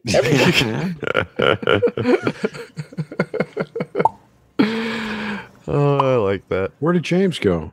I don't know. He vanished. He came back and after being asked the hard question of what did Grim say? Yeah. Then he was just gone. What did Grim? Oh fuck, they're on to me. I'm not paying attention. I gotta get out of here. He just left. But we already knew. I had to take his spot, so I had to dispatch James quietly. You dispatched James, dude. We could fit 100 people. Bring them in. I got But I like something it. health wise. Let's hear it. Oh yeah, we're on the health and food segment right now. Yeah, let's get healthy. Yeah, let's get healthy. You guys got some health chat. tips? Yeah, what do you do to like be healthy, guys? I do nothing. I'm terrible. Scott. The blood of my enemies. I don't ingest alcohol that costs me less than $30 a bottle. Okay. You I could smoke put like Camel Crushes occasionally. What? someone told me that you could take old Thompson and put it through a filter and it'd be new Thompson. Yeah, I don't know that stuff. Bleh. I heard there's this new drug C60, which is supposed to be keeping people healthy and alive. Drug C60? longer. It's called C60. It's sold out everywhere, of course. Plus, this is where it goes wonky for me, is that it was like something Cliff High started talking about that his web bots were picking up. Mm-hmm. So, it went off the shelves like mad. Where the C stands for C60. Yes. I think it's carbon James 60. is back. And his name's Technical Losers, so something happened. Isn't that a Steely Dan song? Technical I Loser? turn my phone into airplane mode at night when my phone's on. Jerry, don't you So do wrap I. yours in tinfoil? I do. I do. Health purposes. I do too. Yeah. What if people I need have you in the middle of the night? Nobody needs me in the middle of the night. Nobody needs And there's nothing I need to know in the middle of the night. That's more the point. Wise, that's who's gonna need you. Oh, People out- I'm an avid cold shower person in the mornings. Every other day I take a cold shower. Oh, do you? Yeah. You Wim Hof it? Do you do That's breathing like my- techniques? No, I just do the cold shower as like Who my is this first Wim challenge Hof, of the day. dude? Wim Hof is a Darren was talking about him earlier today. I'm like, who? dude. am I- He's developed these a breathing technique to where he could sustain like incredibly cold temperatures, like just survive in it. And what he can do, dude, he could like melt snow around him by making his body like so warm. But like yeah, dude, he hiked mountains in like his shorts and shit. He can go into ice baths like in the Arctic. Great. What worth of that? Wait, that doesn't His breathing what value technique. does it have? He's teaching this breathing technique to people. Like anybody can what do value this. does that have? That's So they can- extremely valuable. Yeah, Wait, and so they can melt snow next to them? No, well, no, you it's the can whole survive concept. in You can control this stuff. Mike Couple sounds things, like, passionate. it like boosts like some like brown fat or something or other is another thing that I've heard that like just burns other fats and it's like a healthy It fat. burns, mommy. It And burns. for me, I feel like it just wakes you up in the morning with the cold shower, and it's like a mood booster, circulation kind of thing. So I've I just heard do that. it. Yeah. And as like my first challenge like of the day is just like I can like endure a cold shower in the Oh morning. man, I think I'm gonna try I don't that. shower every day though. I go What'd you every think? other day. I have to shower Yeah. every day. I do sometimes twice a shower week. twice a day. Really? Like when I get off work and like I had some shit splash on me or something, I'm just like ugh, because I have to shower in the morning to wake You're up. just wasting so much water. Dude, Yeah, I don't leave I'm my- on a I don't well. really I don't leave my house 3 days a week, so it's like Yeah. why bother? Baths? You take baths? I Never. don't take baths. No. I worry about the weight of the water on the floor. I take baths. Yes, you do. You tubcast. You've podcasted from the tub. Sure I just feel like it's something about like how hygienic could a bath be? Because if you are trying to do it for cleanliness, all the it's your water's filth. yeah. I guess it's your filth. But it's You're just like getting a rid of- stew of yourself, and I think all those like you gotta just, make it. just you gotta juices make coming out of you. The soap is making a film against you and all that filth. Okay. Shower for cleaning, bath for relaxing. That's There you exactly what my wife just said. She's all, Epsom salt, take a bath, and then fucking shower to clean all that shit off. That's right. Absolutely. What's the like funny saying for like when you just take a like a wet nap and just like wipe your? Oh, is that a horse bath? Whole bath. Whole bath. Whole bath. Horse. Moist towelettes. Horse bath, moist It's a whole towelettes. bath. Need to go get some ribs. I always ask Brush for your moist teeth towelettes. with beer. You gotta add that too. I gotta brush my teeth in the morning and in the evening.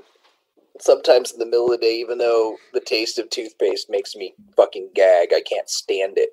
I don't use toothpaste. I just do it in the morning. It's got fluoride in it. Yeah. That's the other reason I don't use it. I've just never get used pure it. fluoride. I just drink it. Oh, see, you're going for the direct crazy route. That's fantastic. I am. Dude.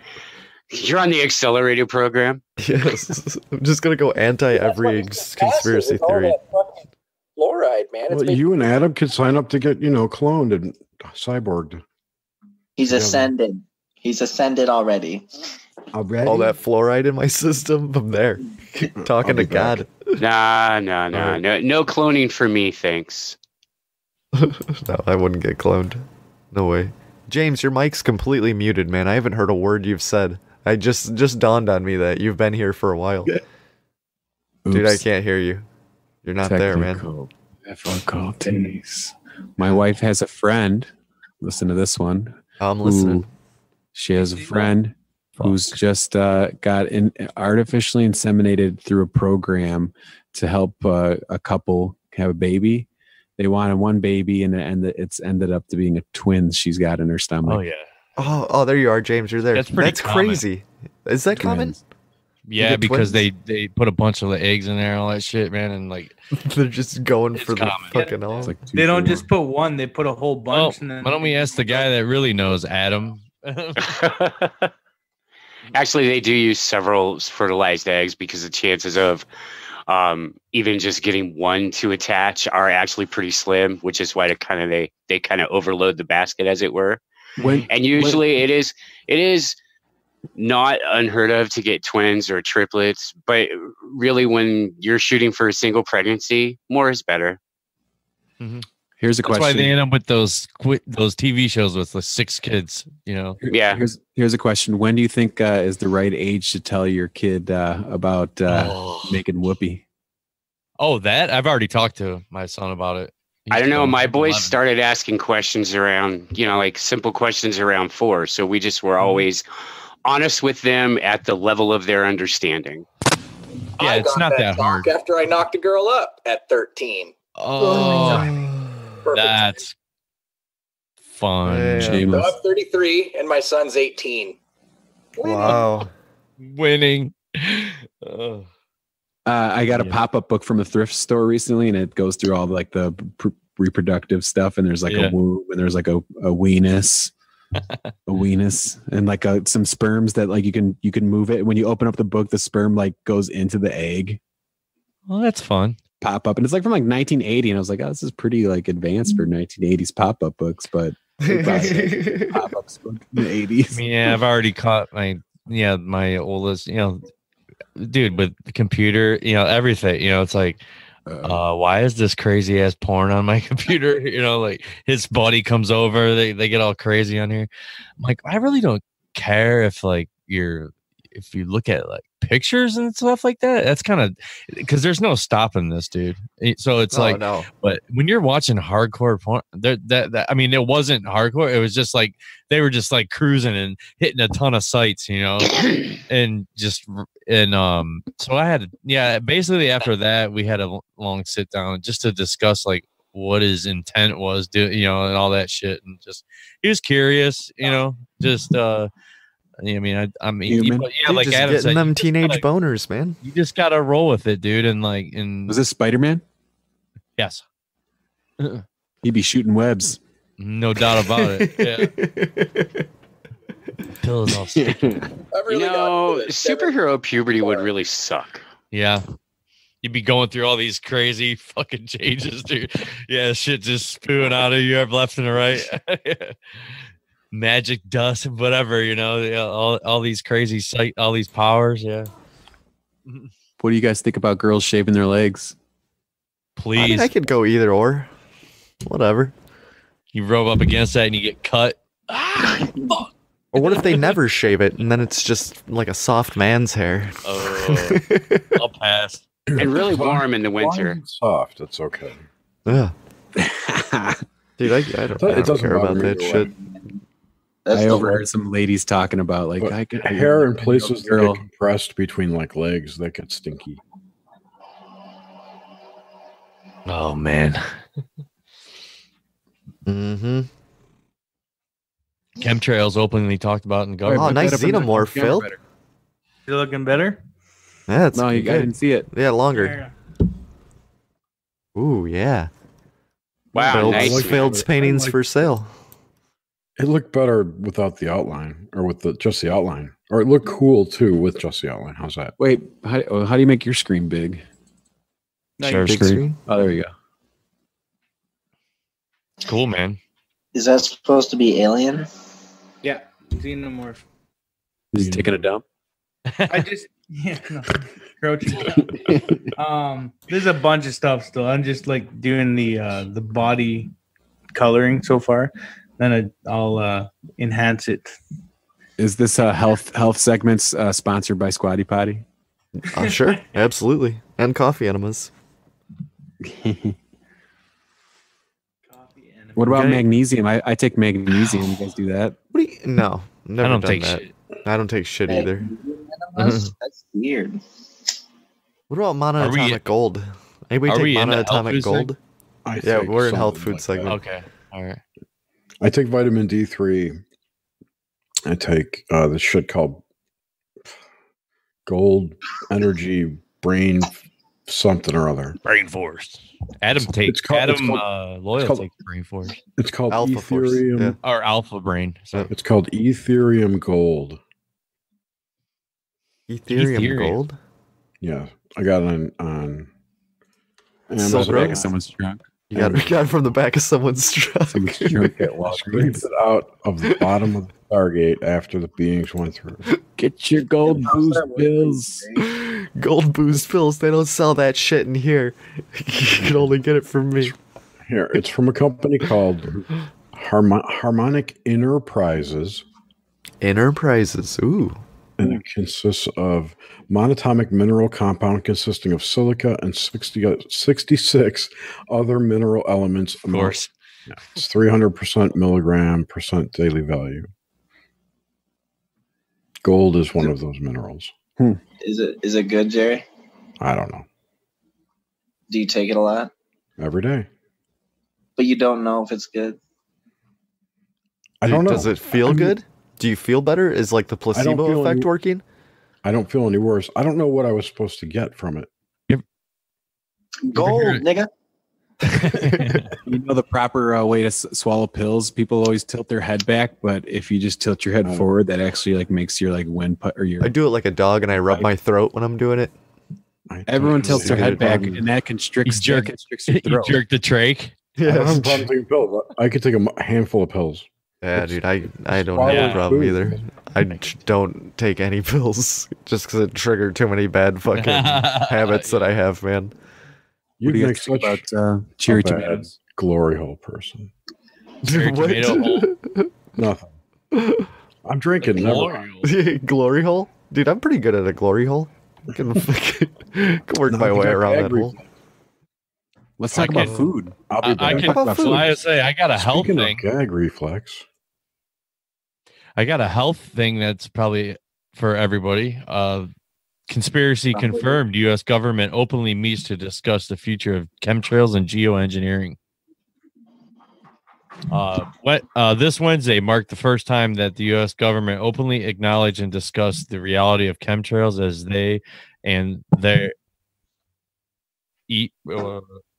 they irk to call it geoengineering.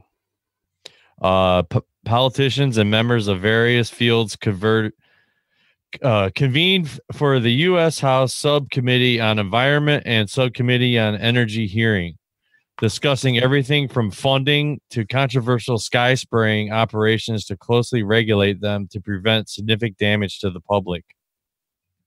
That's crazy as fuck. One concern, said the committee chairman Lamar Smith during the hearing, is that brightening clouds could alter rain patterns, making it rain more in some places and less in others. We still do not know enough about this subject to thoroughly understand the pros and cons of these types of technologies.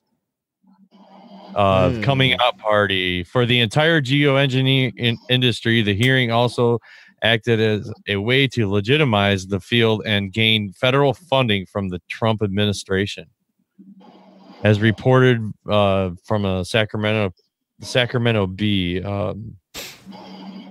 two climate specialists who testified Wednesday on the potential for geoengineering, a catch-all for a proposal to directly cool the atmosphere or pull carbon emissions from it. One idea gaining traction is to seed marine clouds with salt water and other particulates, increasing their potential to reflect solar rays, cooling the earth. It's a part of the it's a part of whatever, I don't know how you say that word, nascent and controversial nascent, yeah, a part of nascent and controversial branch of science known as sunlight reflection methods, SRMs. So we think SRM could be buy time for other carbon reduction measures to be put in place, said whatever this dude, climate specialist for the public Northwest National Laboratory in Richland, Washington. Hoopla. If the worst, I mean, there's so more. Once I'm going to keep going here. There's a couple more paragraphs. In the worst case scenarios of global warming come to pass, added. Just let me finish. Well, I'm just trying to read it. I'm in a good roll here without me fucking it up. Dude, you're doing good. Keep it going, James. These technologies could be used to help people, saving lives and other other economies from the worst effects of climate change. America's own elected representatives, along with key specialists in a variety of fields, are openly discussing spraying the sky with potentially toxic materials. It's an irony to handle after the years of disinformation and social ostracization against the so-called conspiracy theorists who were convinced that large airliners high in the sky were spraying something unnatural. But it has only been online speculators. Numerous studies have suggested someone is spraying something into the sky, and sometimes with toxic consequences. The widespread, intentional, and increasingly frequent chemical emplacement into the troposphere, reads one studies published in the International Journal of Environmental Research, has gone unidentified and unmarked in the science literature for years. The author presents evidence that toxic coal combustion fly ash is the most likely aerosol particulate sprayed by tanker jets for geoengineering, weather modification, and climate modification purposes, and describes some of the multifold consequences on public health, despite only advocating for what was once ridiculed as a conspiracy theory, and which has plenty of evidence suggesting it could be harmful to the public's health. Attendees and the hearing casually discussed the importance of regulating upcoming geoengineering operations. Jerry McCurney, of congressman from California, announced his plans to oversee any such spraying initiatives, including using the Energy Department to support two new reports by the National Academy of Sciences, one of which includes suggesting how to regulate the practice. A significant motive of chemtrailing seems to be centered on combining climate change. Chairman Smith emphasized that we are not sure that this is plausible. Some scientists believe it could achieve substantial environmental benefits at a cheaper cost than regulations, adding that there was indeed a potential for unintended consequences for geoengineering. Dun, dun, dun. And that's my story. But So, the question is, good read, bud. Good read. Is geoengineering necessary? And that's what they won't tell us. Seems like it, right? Yeah, that's a good question, dude. Kind of a synchro with the Matt Landman episode on Grimerica today. Yeah, it's I could see if what were they talking about, like problems with like hail and shit. You know how they can in the mountain ranges, I think in California, right, Sean? Don't they have like those fucking weather modification things where it'll stop hail damage and stuff like that? I don't know for sure, yeah. But I noticed that there's been some strange anomalies with weather. Like we'll anticipate a heavy snowstorm or a heavy hailstorm, and then it'll turn into powder, or it won't be so bad. Or like when the fires hit over here a couple weeks back, and we were flipping. I was worried about a fire and stuff, and the fires up north. And in a few days, we got not a lot of rain, but we got some rain, which felt a little unscheduled for an Indian summer. So I feel like there might have been some things there. I every day that I head to work, I drive by Lexington Reservoir, which is one of several reservoirs in the area where I live. Out here on the central mountain range, the coastal mountain range, there's a lot of redwood trees. It's considered kind of a rainforest environment. And so what we call the mountainous area is watershed.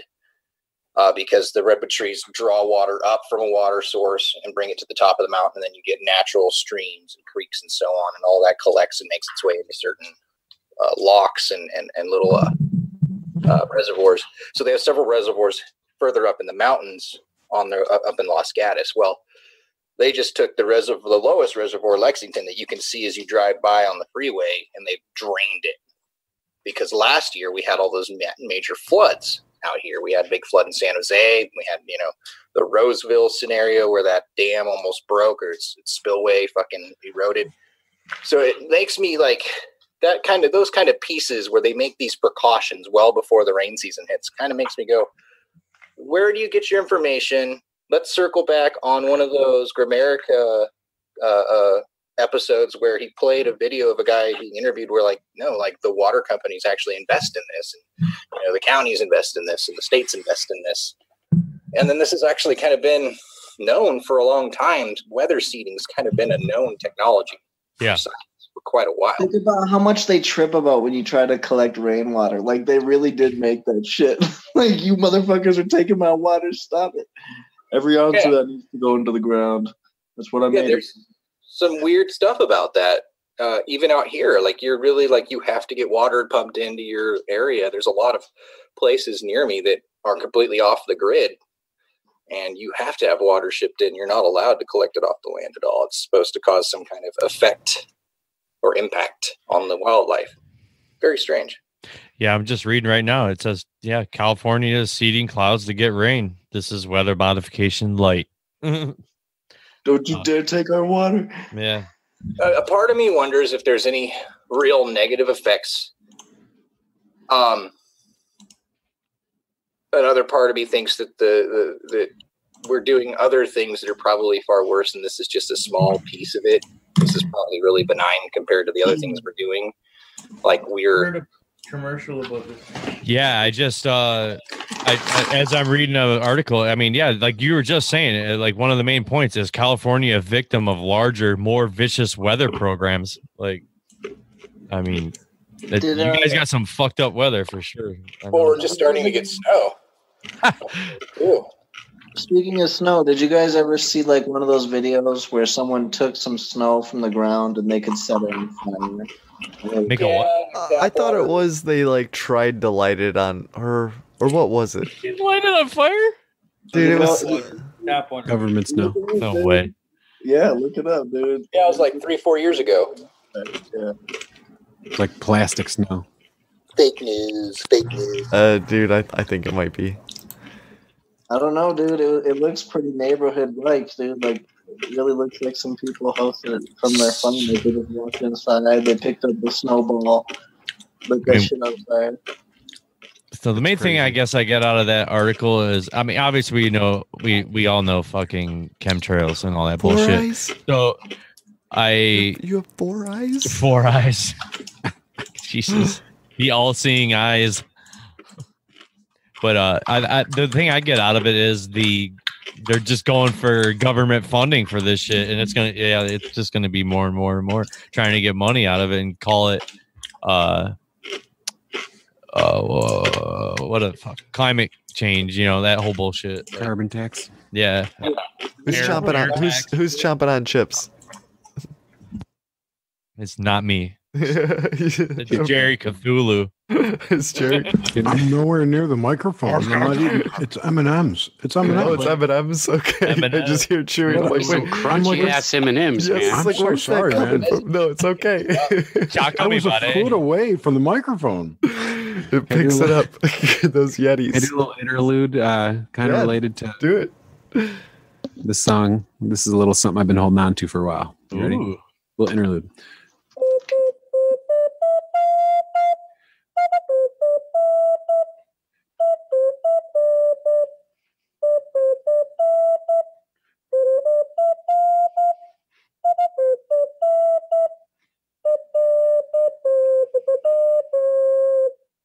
Kind of related. This land is your land. Beautiful. Yeah. Dude, I thought something was up when you typed the entire lyrics out to that song in the chats this morning. Dude, it was like, yeah, That's good. huge flex. Yeah. That's nice. Man. I like it. Yeah. Thank you to all the veterans out there today. Yeah, thanks. Yeah, it's Veterans Day. Thanks. Happy Veterans Day. Thank you, Sean. For all you've done. Thank you for your service, Sean. You great Thank my man. brother for his service. Thank you, Sean, for your service. Thank you, Cliff Wall, for your service. Dale for your service. Adam A1 for your service. And Killendel for your service. And Grimsake, thanks for being there, bud. Hey, no problem. Any day, anytime. Cell phone service. Thank you for your cell phone service.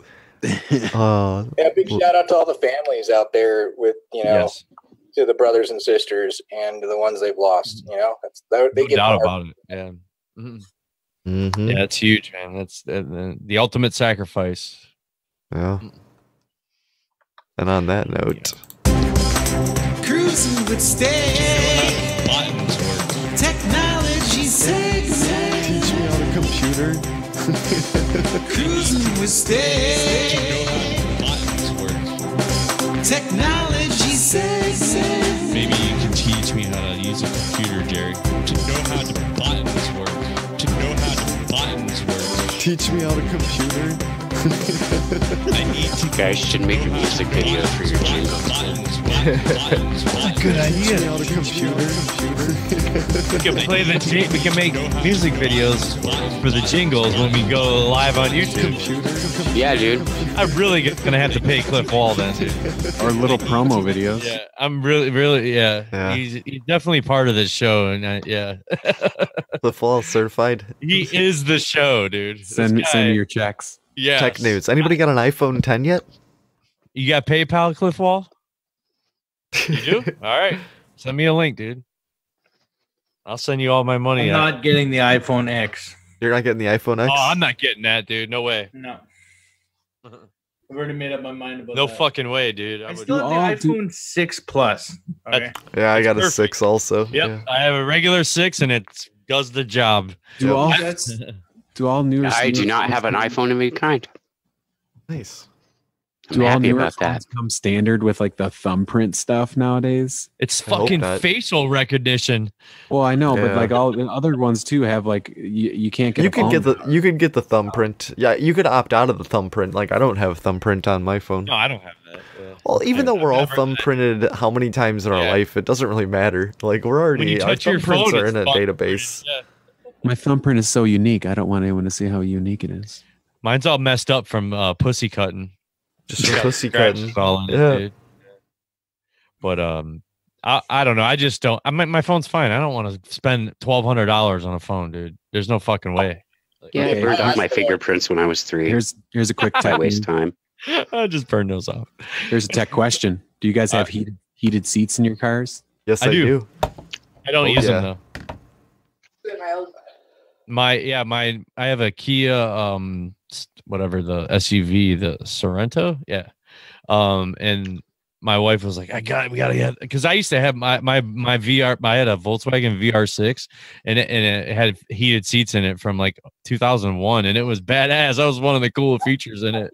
But it would, I didn't like it. I liked it like at first when you first got in the car in the winter, but like just for like 5 minutes and then I'll shut it off because dude, that shit'll get your that you'll get leaky butthole with that. Boils your blood. Yeah. What I love about those heated seats is you get someone in your car that doesn't know about them. And yeah, they're like, whoa. Why is my ass sweating right now? It just happened to me. There's a sinker. Like we stop at the grocery store. I run inside to get a couple things, and the kids, everyone's in the car, and I come back out, and my 2 kids are in the front seat, fucking with everything. I sit down, thing's hot as fuck, dude. Like the whole seat's just baking, man. I'm like, I look down and it's on level 3. I'm like, shit. Oh man. I got a quick question for you guys. Have you ever, or do you still enjoy eating like a big meal for lunch or something, and then you get into your car and it's like hot because it's been baking in the sun, and you just lay there for a minute enjoying the heat like a lizard on a rock? Yep.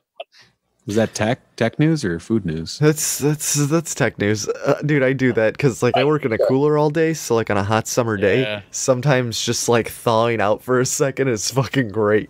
Because like, dude, you just get that chill. I get a chill to my bones all day long. Nice. I do have some tech news in a minute. Wait, let me do my tech news. Okay, go for it, Cliffwall. You got 4 eyes.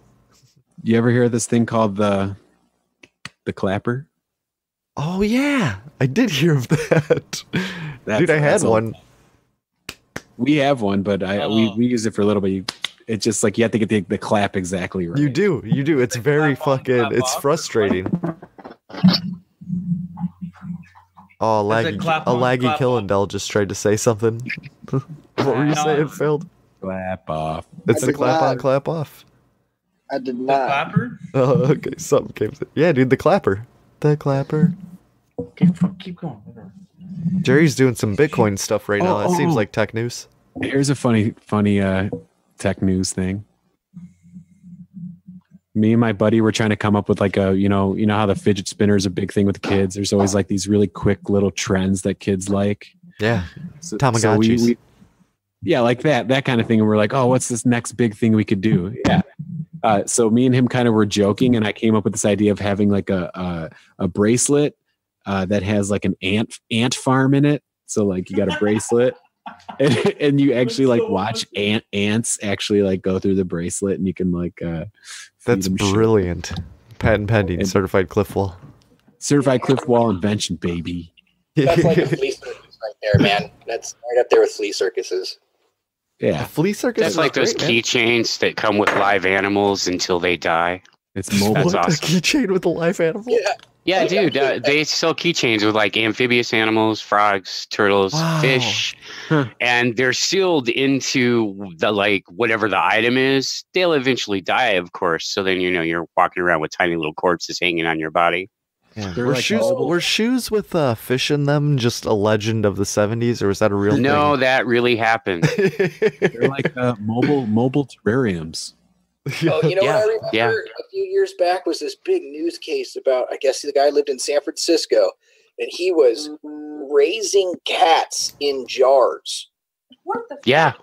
What? Yeah. Oh yeah, I heard about that. Yeah. Like I'm all It's about like eating meat. cat I'm technology. not about fucking with an animal like that, man. Oh, but now that I have cats, I kind of too. Sorry. I love my cat. I could never jar my cat. Black Friday. I got Black Friday's Friday updates.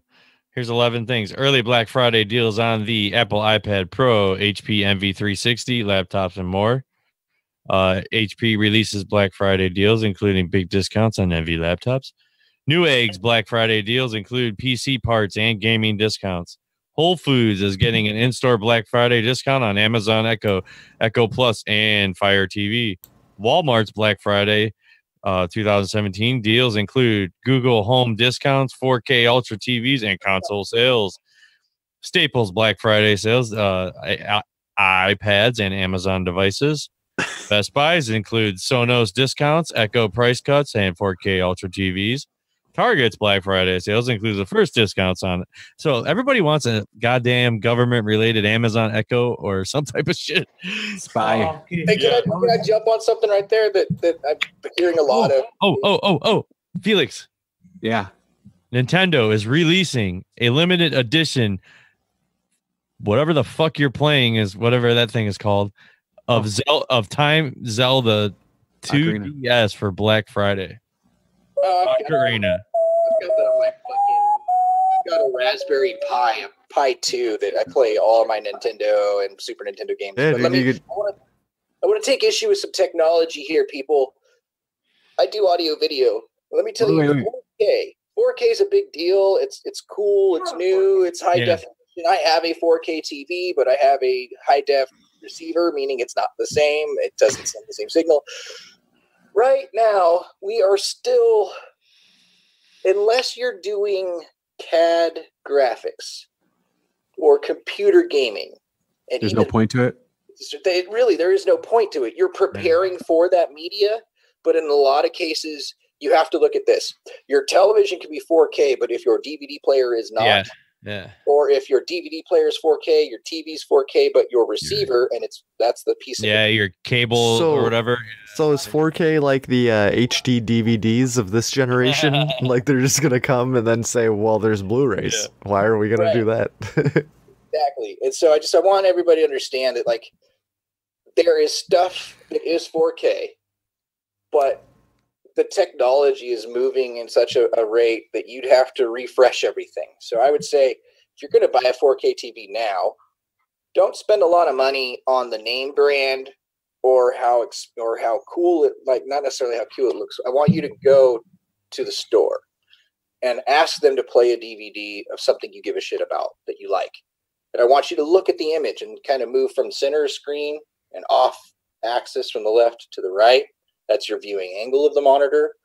Sometimes that high-end, expensive brand name doesn't look as good as that other brand over there. I have a Vizio television. It's a 4K, and why I chose it is because I stood there looking at it from different directions, and I noticed the pixel depth, the shading, and the way it dealt with the light, and the way that I could see an image clearly, and all the details of clouds, which are really a hard thing to render. You're watching something with dark scene.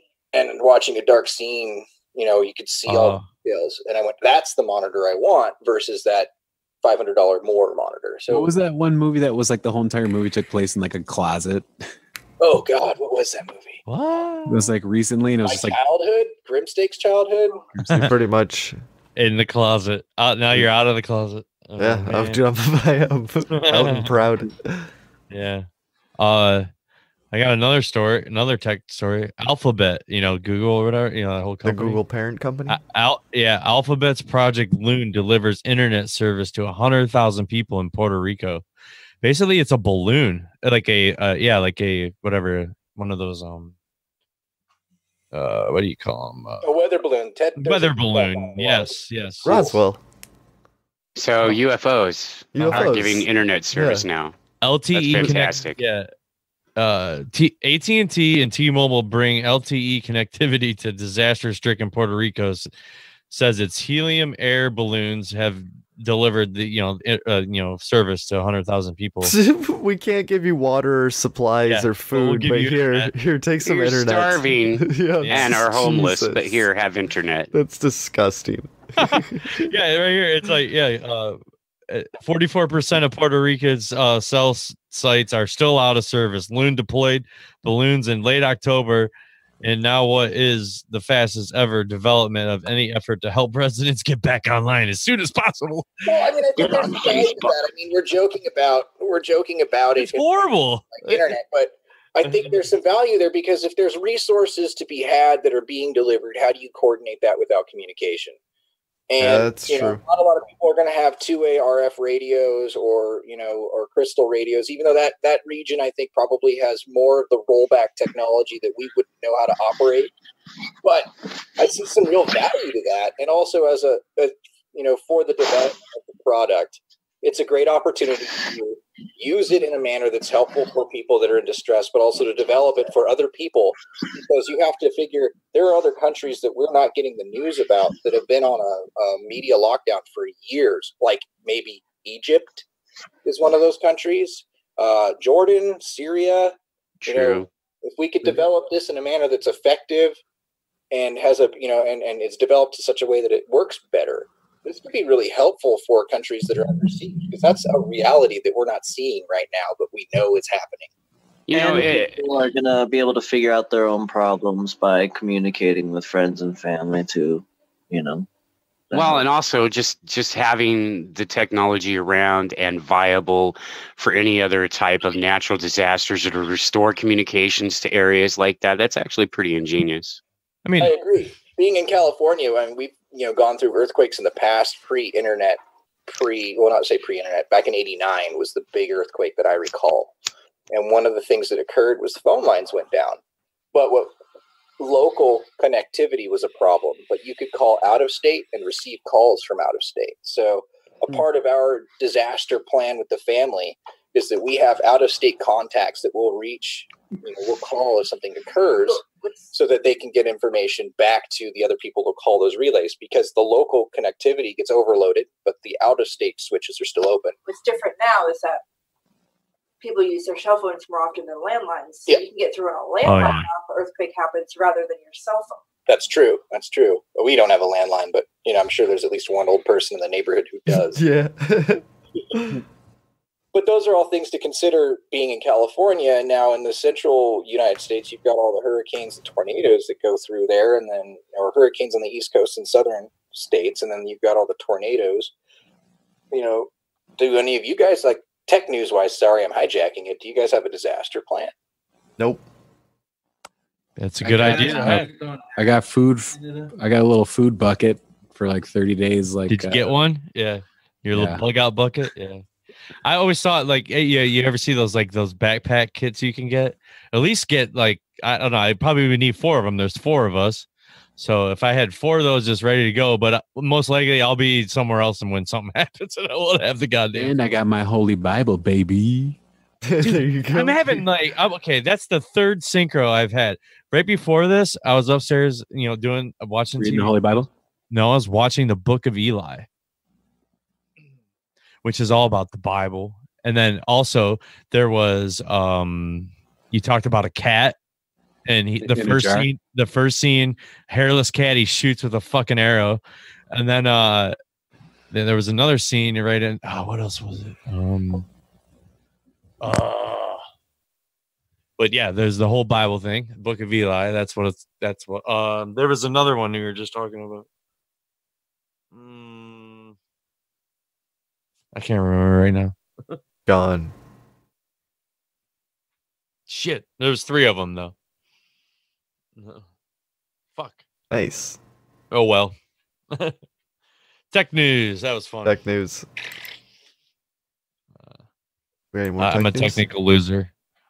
Jerry, you there? We need a crypto update. Jerry? Cliff is muted. Bitcoin took a shit today. Bitcoin took a shit? Yeah, it was almost up to $8,000. Now it's down to 20. I couldn't find my fucking Zoom window. I'm sorry. Oh, there you are. It made it tiny, and I was looking up the prices. So this week, the next, so you know how Bitcoin can fork, right? Mm-hmm. And what that means is that the software takes it's split in half. It makes a fork in the road, and one group of developers will take it in a different direction. And there was one coming up called SegWit 2X, which was dividing the community and causing all kinds of problems. So they canceled it at the last minute, which caused a whole bunch of shit to happen. And that has resulted in people bailing on Bitcoin for the prior fork of Bitcoin called Bitcoin Cash, which has gone up to, I thought it was just $1,800. It was $300 last week. Wow. And I have very little of it. And what you've been watching me do is try and sell my Bitcoin. Oh, is that what's going on? Yeah, I've been seeing you in Bitcoin menus. I cannot get my coins out of my wallet because all the networks are so congested and bogged down. Wow. So I'm losing money by the minute here. Bitcoin's down to $5,700. It'll probably be down to 3,000 in a couple days. If not tonight. 3,000? Man, that's crazy. It's volatile market, man. It's fun money. It's fun money. Right. That's why I don't have a lot of money in Bitcoin. All mine's in Ethereum. Thomas is probably losing his mind. Yep. There. Look at that. What do you think? Very nice. Ooh, that's a good xenomorph. That's cool. Yeah, in fact, what this means to me, from what I've been reading, is the death of Bitcoin. Oh, really? Wow. Yeah. So Jamie Dimon was right? No, Bitcoin Cash is going to be the winner. Oh, yeah. And be the dominant currency, which is based on Bitcoin. It's the same thing. It's different network. I really don't know what the deal with Bitcoin Cash. I always thought it was goofy. I wish I had more because I only had $15 worth. Yeah. How are all the alts doing? Like, how's Ethereum? Ethereum, they're all hanging around the same thing, like $300. So this Bitcoin crash isn't affecting them? No, because Ethereum's like a side, like a second type of Bitcoin. It's not based on Bitcoin, whereas a lot of other coins are based on Bitcoin. Ethereum has its own network, its own ecosystem. Right. Mm. Oh. So there it is. There it is.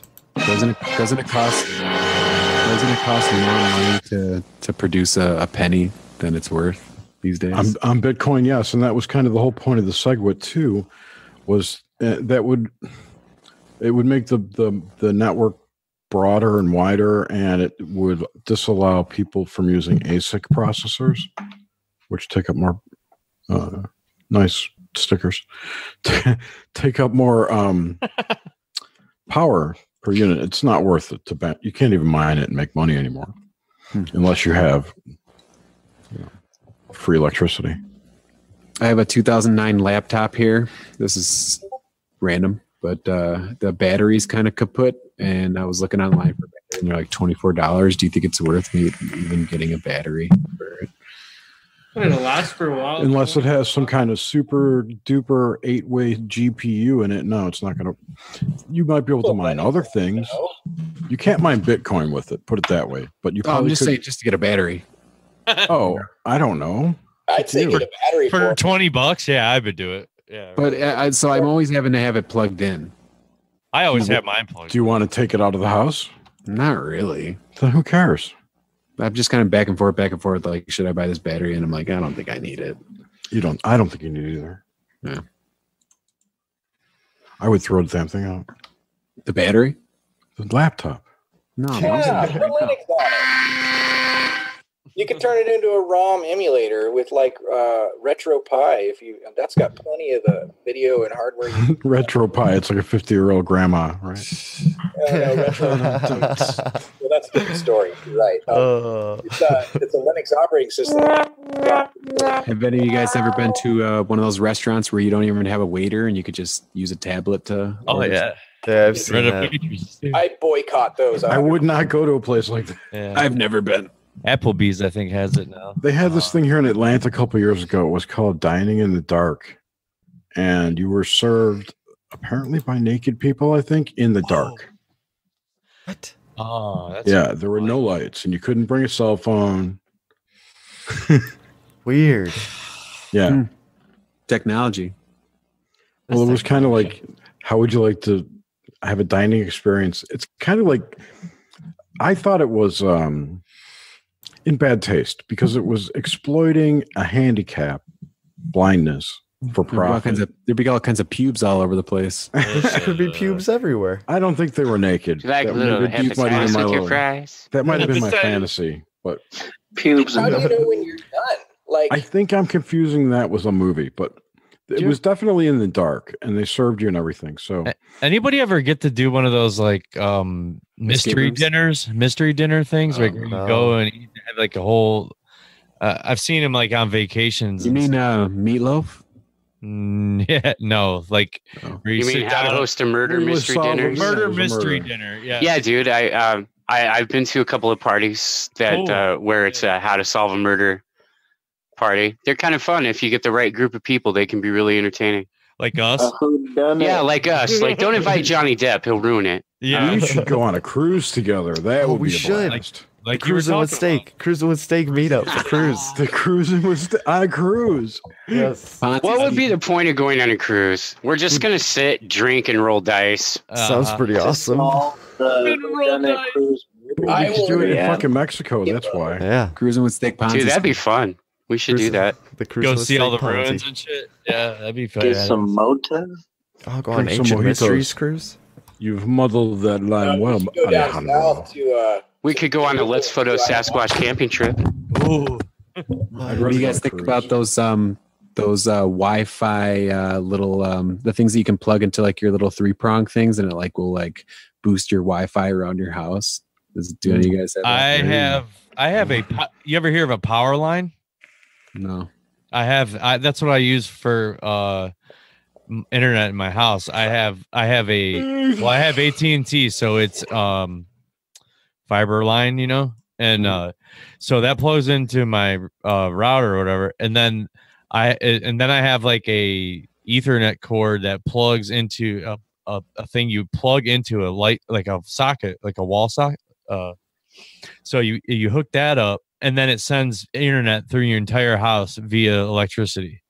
You know, like rides the waves. Yes. I've been having an issue with my wireless. I've got a 2.6 gig and a 5 gig wireless thing in my AT&T or Comcast. And what sucks, right, is that everybody in the neighborhood has the same thing. And like, it seems like every damn channel is used. So I can't use the 5 gig for anything. It's completely polluted. I can only use the low end stuff. It's really a bummer, right? So like, I really think that the ISPs need to do a better job of frequency coordinating a neighborhood, because there's so much RF pollution out here, Wi-Fi pollution. It's hard to have a good signal once you leave the general proximity of that router. Aren't they supposed to have like those gigawatt transformers or some bullshit? You know, like. Yeah, but if they're all on the same channel, like remember when we were kids and our parents had those fucking wireless phones and they had to like you had to change the channel sometimes when the neighbor would answer their phone? It's the same principle. It's just a different frequency range. How do you think that's affecting us? All that fucking shit and like just the signals, like that has to have some effect on people. Yeah. I'm no scientist though. It's gonna end up in us being all fucking sterile. Yeah, whether it's for nefarious reasons or not, you know, it's gonna be an issue. It has to be, dude. I mean, I don't know if it could travel through the air, it's traveling through your brain. I mean, you ever seen the videos of those people? This is random, but they'll like inject water into their foreheads.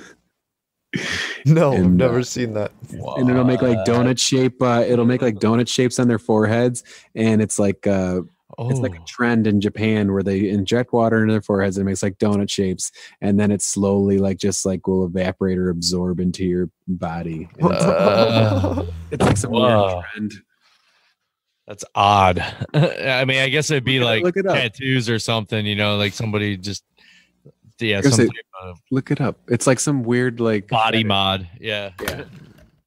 And they make if you look it up and put up a picture, it's like a little donut on their forehead. It's like water injected, or it's like saline solution or something. Yeah, I think that's pretty wild. Yeah, that is pretty wild. Probably helps with headaches. Help me. Yeah, I mean, what if we get some of that Graham Dunlop water, dude? That fucking cavitated. That cavitated water. Shoot that shit right in your fucking forehead. Yeah, like these people. Yeah, can't really. Oh wait, now I see. With these fucking donuts on their heads, dude. They Holy look shit! That is messed up. Yeah. Oh my god. She has her tongue pierced 3 times. That's amazing. That's amazing.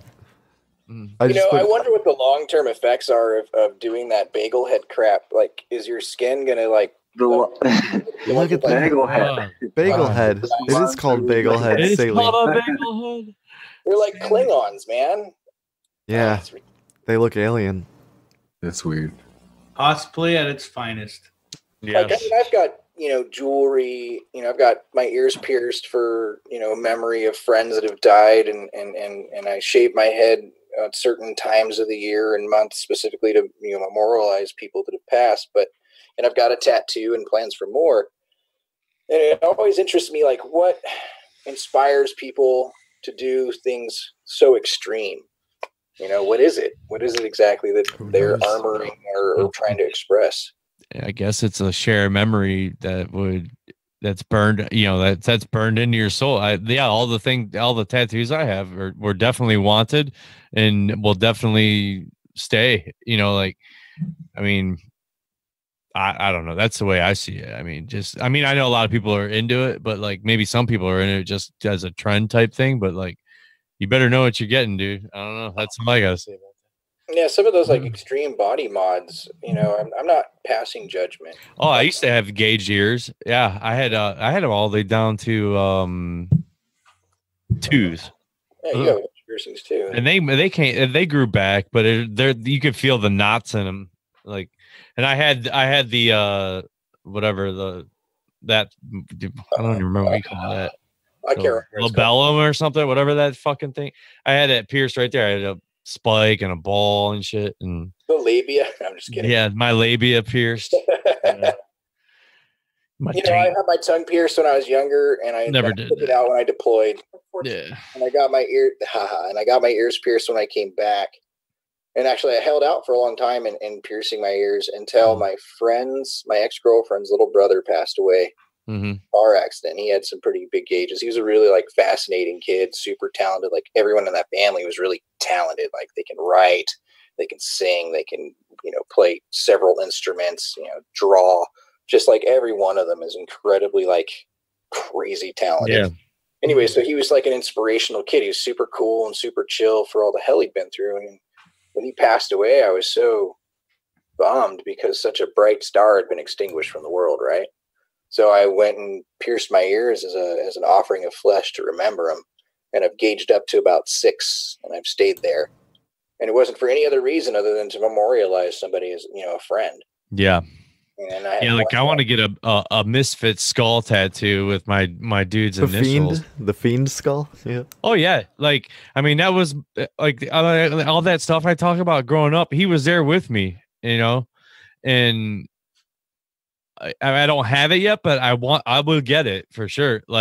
He's passed away 7 or 5 years ago now. So it's of a heroin overdose. He got sober, then went back to it, and then he fucking, they took those power dose, and he's fucking out cold, man. But then that was heavy, dude. And I always think about that. And then I had his obituary cut out from the newspaper, and I had it laminated. I laminated it at work one day, and then I fucking stuck it in my car right above my my rearview mirror in the car. Yeah, there you go. No, not like that. But I stuck it on the car there, and when I got in an accident, that was the first thing I saw when the airbag dust blew out. I looked up. I was waving my hands to get all the fucking smoke and shit like that out of the way, and I his picture's right there. That's the first thing I see. So when I left that car, that's the main thing I grabbed. I grabbed the picture and my jacket. It was 2 degrees outside. I just grabbed a couple things, and I could barely get out of the car. I love wrecking cars and getting fucked up.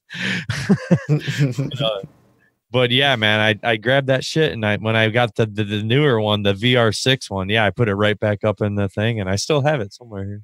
But it's crazy, dude. Yeah, some of that stuff, man, that goes deep, dude. Yeah, especially for all you the veterans and stuff out there. That's even a heavier load when you're spending all that time with them people and something happens, dude. That would fuck me up too, dude. No doubt about it. That's mad props to all you guys. I thought about it for a minute, joining something like that when I was a kid, but it never went down, and you, Sean, my brother, all these people have been in it for, been through the shit, dude. Some people, all the people going through it right now. Stay safe, man. Take care. Yeah, I feel bad for the level of support and services that are out there for veterans, and then the lack of understanding and knowledge of the psyche, and the lack of tolerance, and it's frustrating. Like, I really feel strongly in the direction that everyone has a right to an opinion, and I will honor that opinion, opposed or for, in either direction. But what I have a hard time with is I don't think there's really a full understanding that it's not soldiers enlist for an ideal or a reason, and you have to respect that, just as you have to respect the folks that didn't and made something of themselves another way. And where I get really upset is when people shit on soldiers rather than look at the government and go, these people committed themselves to something that we don't believe in. Why would you use them that way? I said this earlier today, Sean. I said you have to respect a soldier even if you condemn the war. There you go. I appreciate that. I saw that. I appreciated it. Yeah, I mean, that's straight up how it is, dude. Yeah, no doubt about it. Like, gosh, I mean, the ultimate sacrifice that is put in just by enlisting, dude. I mean, that mindset going in there, and then they just break you down, dude. And like, then you're doing your job, and it sucks because you're doing this. I don't know. Yeah, you're going over there and you're guarding fucking opium fields. It's like, what the fuck? Yeah, like I think what's lost to culture, to the society today, and I've seen this with our generation and the generation before, is this lack of respect and a social standard for respect. Because the generations before us, the generations that raised us, and you and I, most of us here within 5 to 10 years of each other, and Jerry. Right. The tail end of the generation of the generation that grew up as the baby boomer generation. Generation before him was the generation that lived in the Depression era. I'm in a nameless generation. Yeah, right. I mean, you're the in between baby boomers, Gen X. Yeah, right. But what has fallen away, being that my grandfather grew up in the Depression, and I remember his principles. He was ex-military as well. He was in the Navy and so on. And then other individuals that I've come across of the same era, they have a respect for an individual's commitment to an idea, and they will treat you with respect and honor, and even be cordial to you if they completely dislike you. But minimally, they maintain a social standard of dialogue and respect that's necessary, because it makes for a civilized world. And that has fallen away, and it's disappointing. Like, I appreciate someone that I can have a dialogue with, a disagreement with, absolute argument with, and we won't come to fisticuffs. It'll come to an absolute disagreement. We move on, rather than it becoming this passionate, heated, shitting on everybody argument. And I think a part of that is a lack of education in debating logical arguments, stuff that you don't see until college, and even then you probably don't get it. Yeah, you don't want to be the take your ball and go home guy, dude. Hey guys, a lot of that. I might dip out, and I was going to do a little goodbye song for myself. Yeah, I'm gonna say we've been doing this for like 3 hours, I think. Could I do my we're about 2.5. goodbye song? Let's hear the outro. Let's hear it. This is it. Ready? Here goes. Wait 1 sec.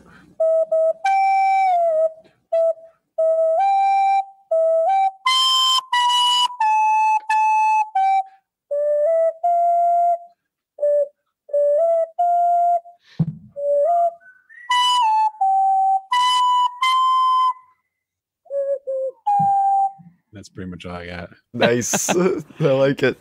Sleepy time. Master of the ocarina. Yeah. Lullaby. That's a good lullaby. Oh, you got a little, yeah. Nice. Lullaby. The cradle song. Good shit. I mean, you guys keep talking. I'm gonna. No, yeah, just we're probably just gonna wrap up with some hate mail. But yeah, thanks for hanging out. We never did hate mail. Nah, dude, that's the last segment. Yep. There's just some good talks going on. If you want to, I mean, I could pop the jingle right now. We get it going. I'll take off. Okay. James Cruz and Grimsteak. James Cruz and Grimsteak. Hey man, woo. GRIMETAKN. Gmail, woo.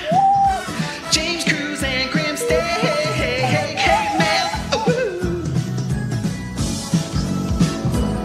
We have hate mail. All right. I need a drink of water. Serious. Do you have a decent amount or what? I got 4 of them. First one is from our buddy Adam Loyal at Friends to Know. He sent along that sweet hate gif, and with it he says, dude. I'd rather live in a world populated entirely by Kevin Spacey clones with Viagra blood than listen to Cruisin' with Steak.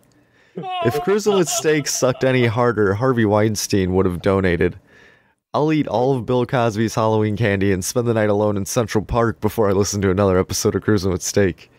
If Cruisin' with Steak was the last woman on Earth, I'd cut my dick off.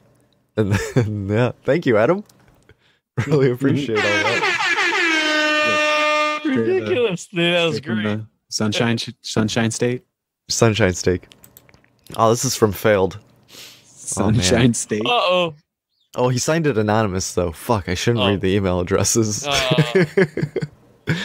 podcast player is littered with this podcast called Cruising with Steak. Honestly, I know you guys are trying to make good content, but you're failing. In your case, I think less would be more. Way less. Lesser than less. Like lesser than the less of less. Stop writing the coattails of great podcasts like Nox Mente or FTK. And more Jerry is needed to keep you two fucks in line. Also, eat a bag of shit, Grimsteak, if that's even your real name. I don't have enough characters in this email to describe the utter incomparable incompetence of this so-called James Cruz character. It's like Grim is talking to a chatbot. Mike is a beautiful human being. Fuck all, you pieces of shit. Signed anonymous. I think that guy should write you guys a sports jingle. Dude, I think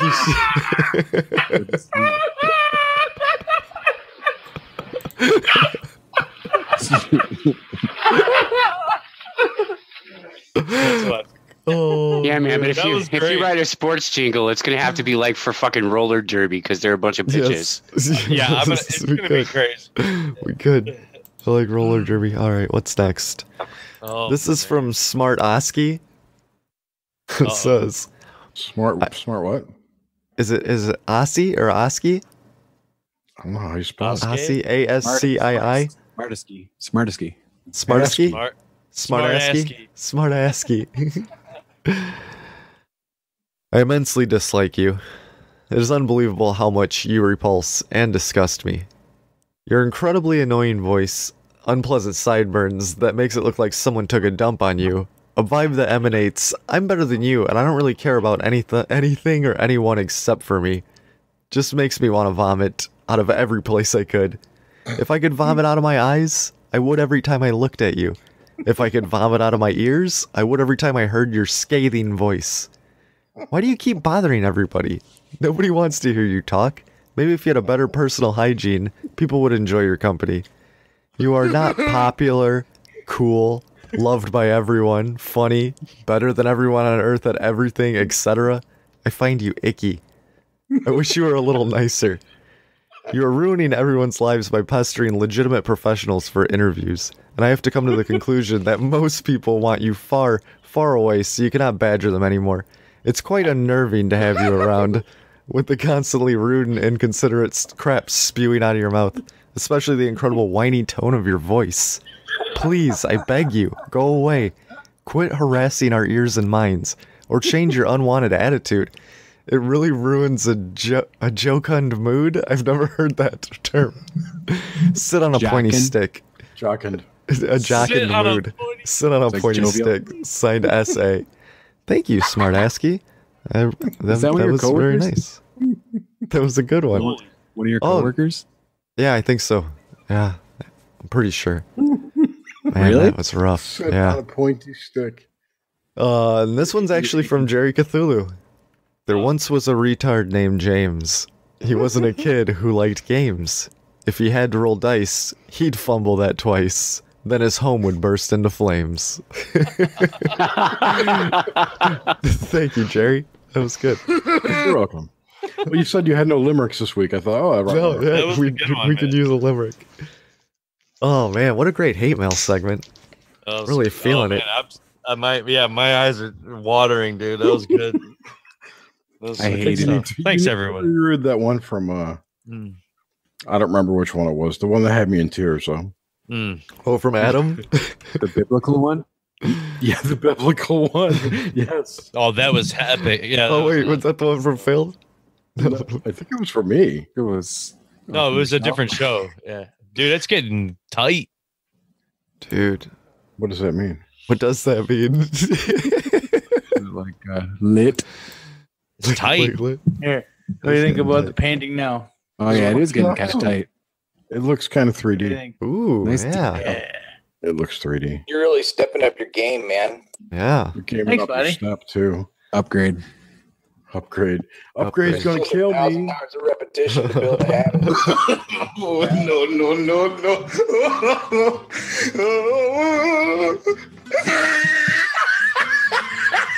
What is that?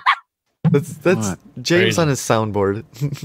But who is? It's not failed, is it? No, it's not a person. You got Oh. Schwarzenegger on there?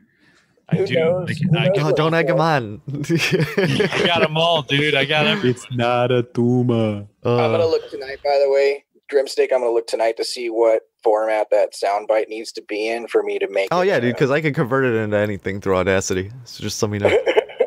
Oh wait, let's find that soundbite right now. Where did that go? My wife shakes her head every time she hears Was it the hen?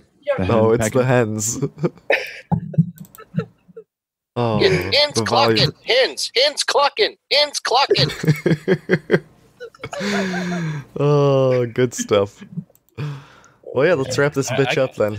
I got tons of stuff like Anybody this. got anything to plug? You want to talk about your stuff? Check us out at fucking online. If you're listening this far, thank you. Find it. Infraredpill.com. Club. And James, I guess, got muted because nobody wants to hear that. No, don't ever want to hear that. All right, he's back. I am a technical loser, so. Yes, you are. I think infraredpill.club goes to you. Infraredpill.club. Ooh, I gotta put that in the notes. And I Yeah, I'm edited looking- post Horis too. We better start using that or something. Infraredpill.club. Check out this guy OBDM. writes our check them out, man, for sure. Friends to know, Ascended Minds, Friends. Nox Mente, Nox Mente. Post Horis. Post Horis. Did I come in right at the close?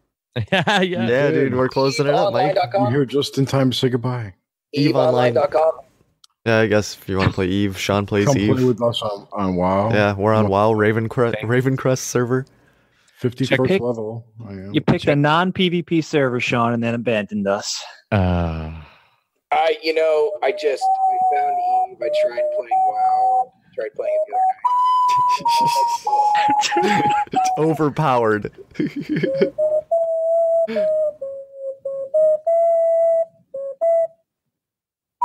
Check out Sir Felix Ortega at _warrior poet on Twitter. Yeah, I need more cowbell, man. Stuff on there. All of us are on Twitter. We got some Twitters. It's in the description. My It's all in the Instagram, description. Cruising Mistake Pod. We have Instagram? I forgot about that. Yes, I post. I just post the. I'd like to plug just being nice to people. Just be good, dude. And we talked a lot about that on Ryan's podcast last night, Ascended Minds. A lot of loves, dude. It was good. We're gonna post that on our feed when he gets it all edited up. Because dude, that tears was of good. joy, tears of joy. A lot of love talk on that. Yeah, Man. It was fun. It was a good fucking show. Right. Yeah. And I could see a James Cruz Instagram being a lot of fun. I gotta step my game up on there, but it could be fun because you can get some pretty cool things. I don't know too much about it, but there you can get like stories going and stuff on it. It's pretty crazy, but from what I've seen. Did you get Nick the Rat booked? Yeah, Nick the Rat's coming on Tuesday. We're interviewing him. How about James. that? Dude, that's gonna be hilarious, dude. I'm riding coattails of everybody, dude. That was probably one of the One of the Nick funniest shows I think Grimerica I listened to was like Nick the Rat and someone else was on there, and that guy is just like, dude, Nick the Rat's insane. I love him. Funny character.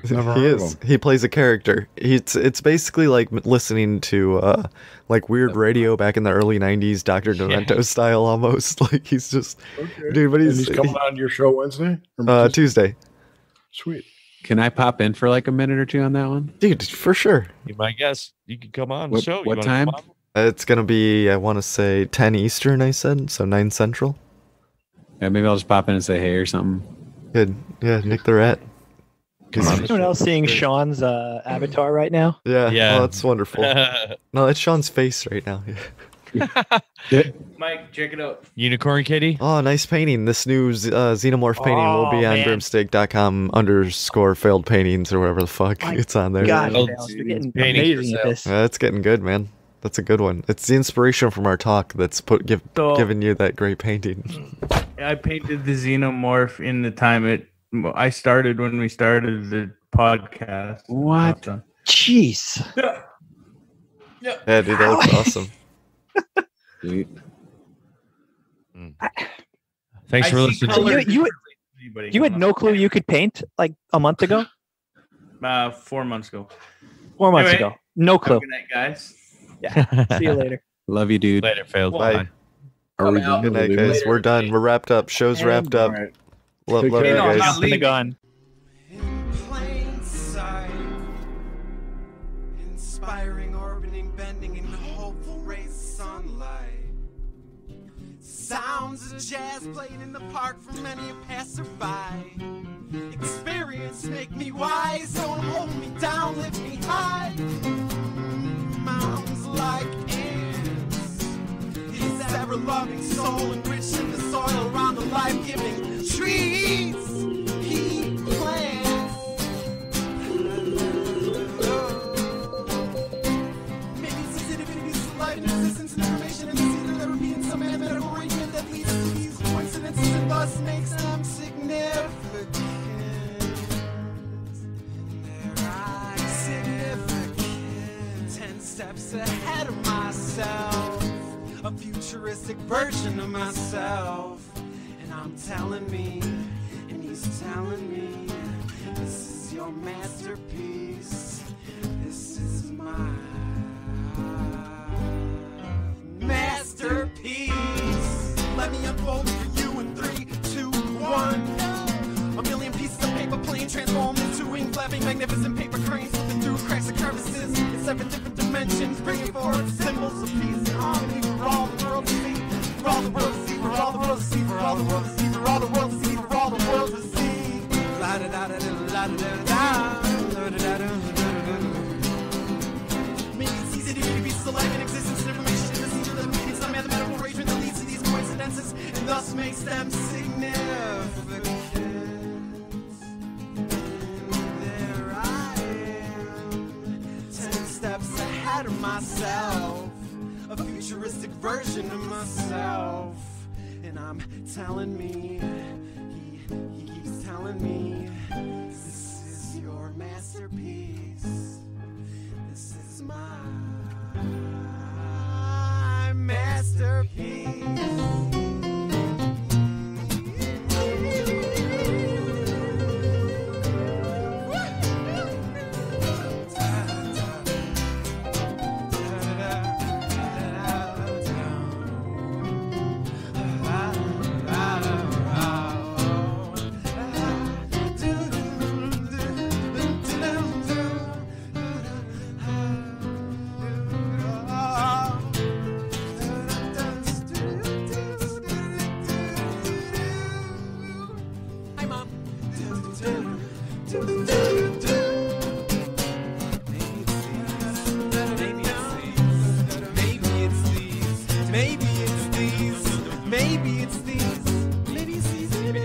Life and existence and information and secret that reads some mathematical arrangement that leads to this coincidence and thus makes them significant.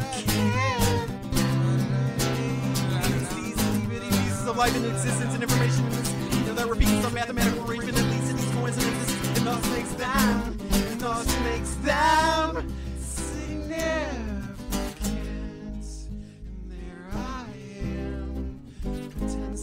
ahead of myself, a futuristic version of myself.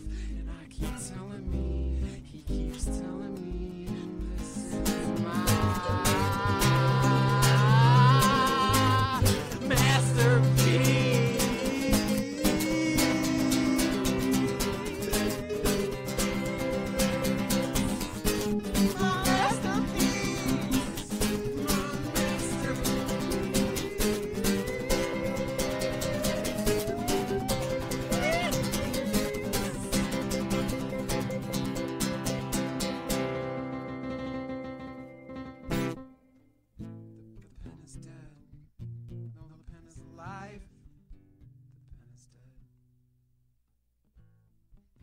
Dead. No, the pen is alive and well.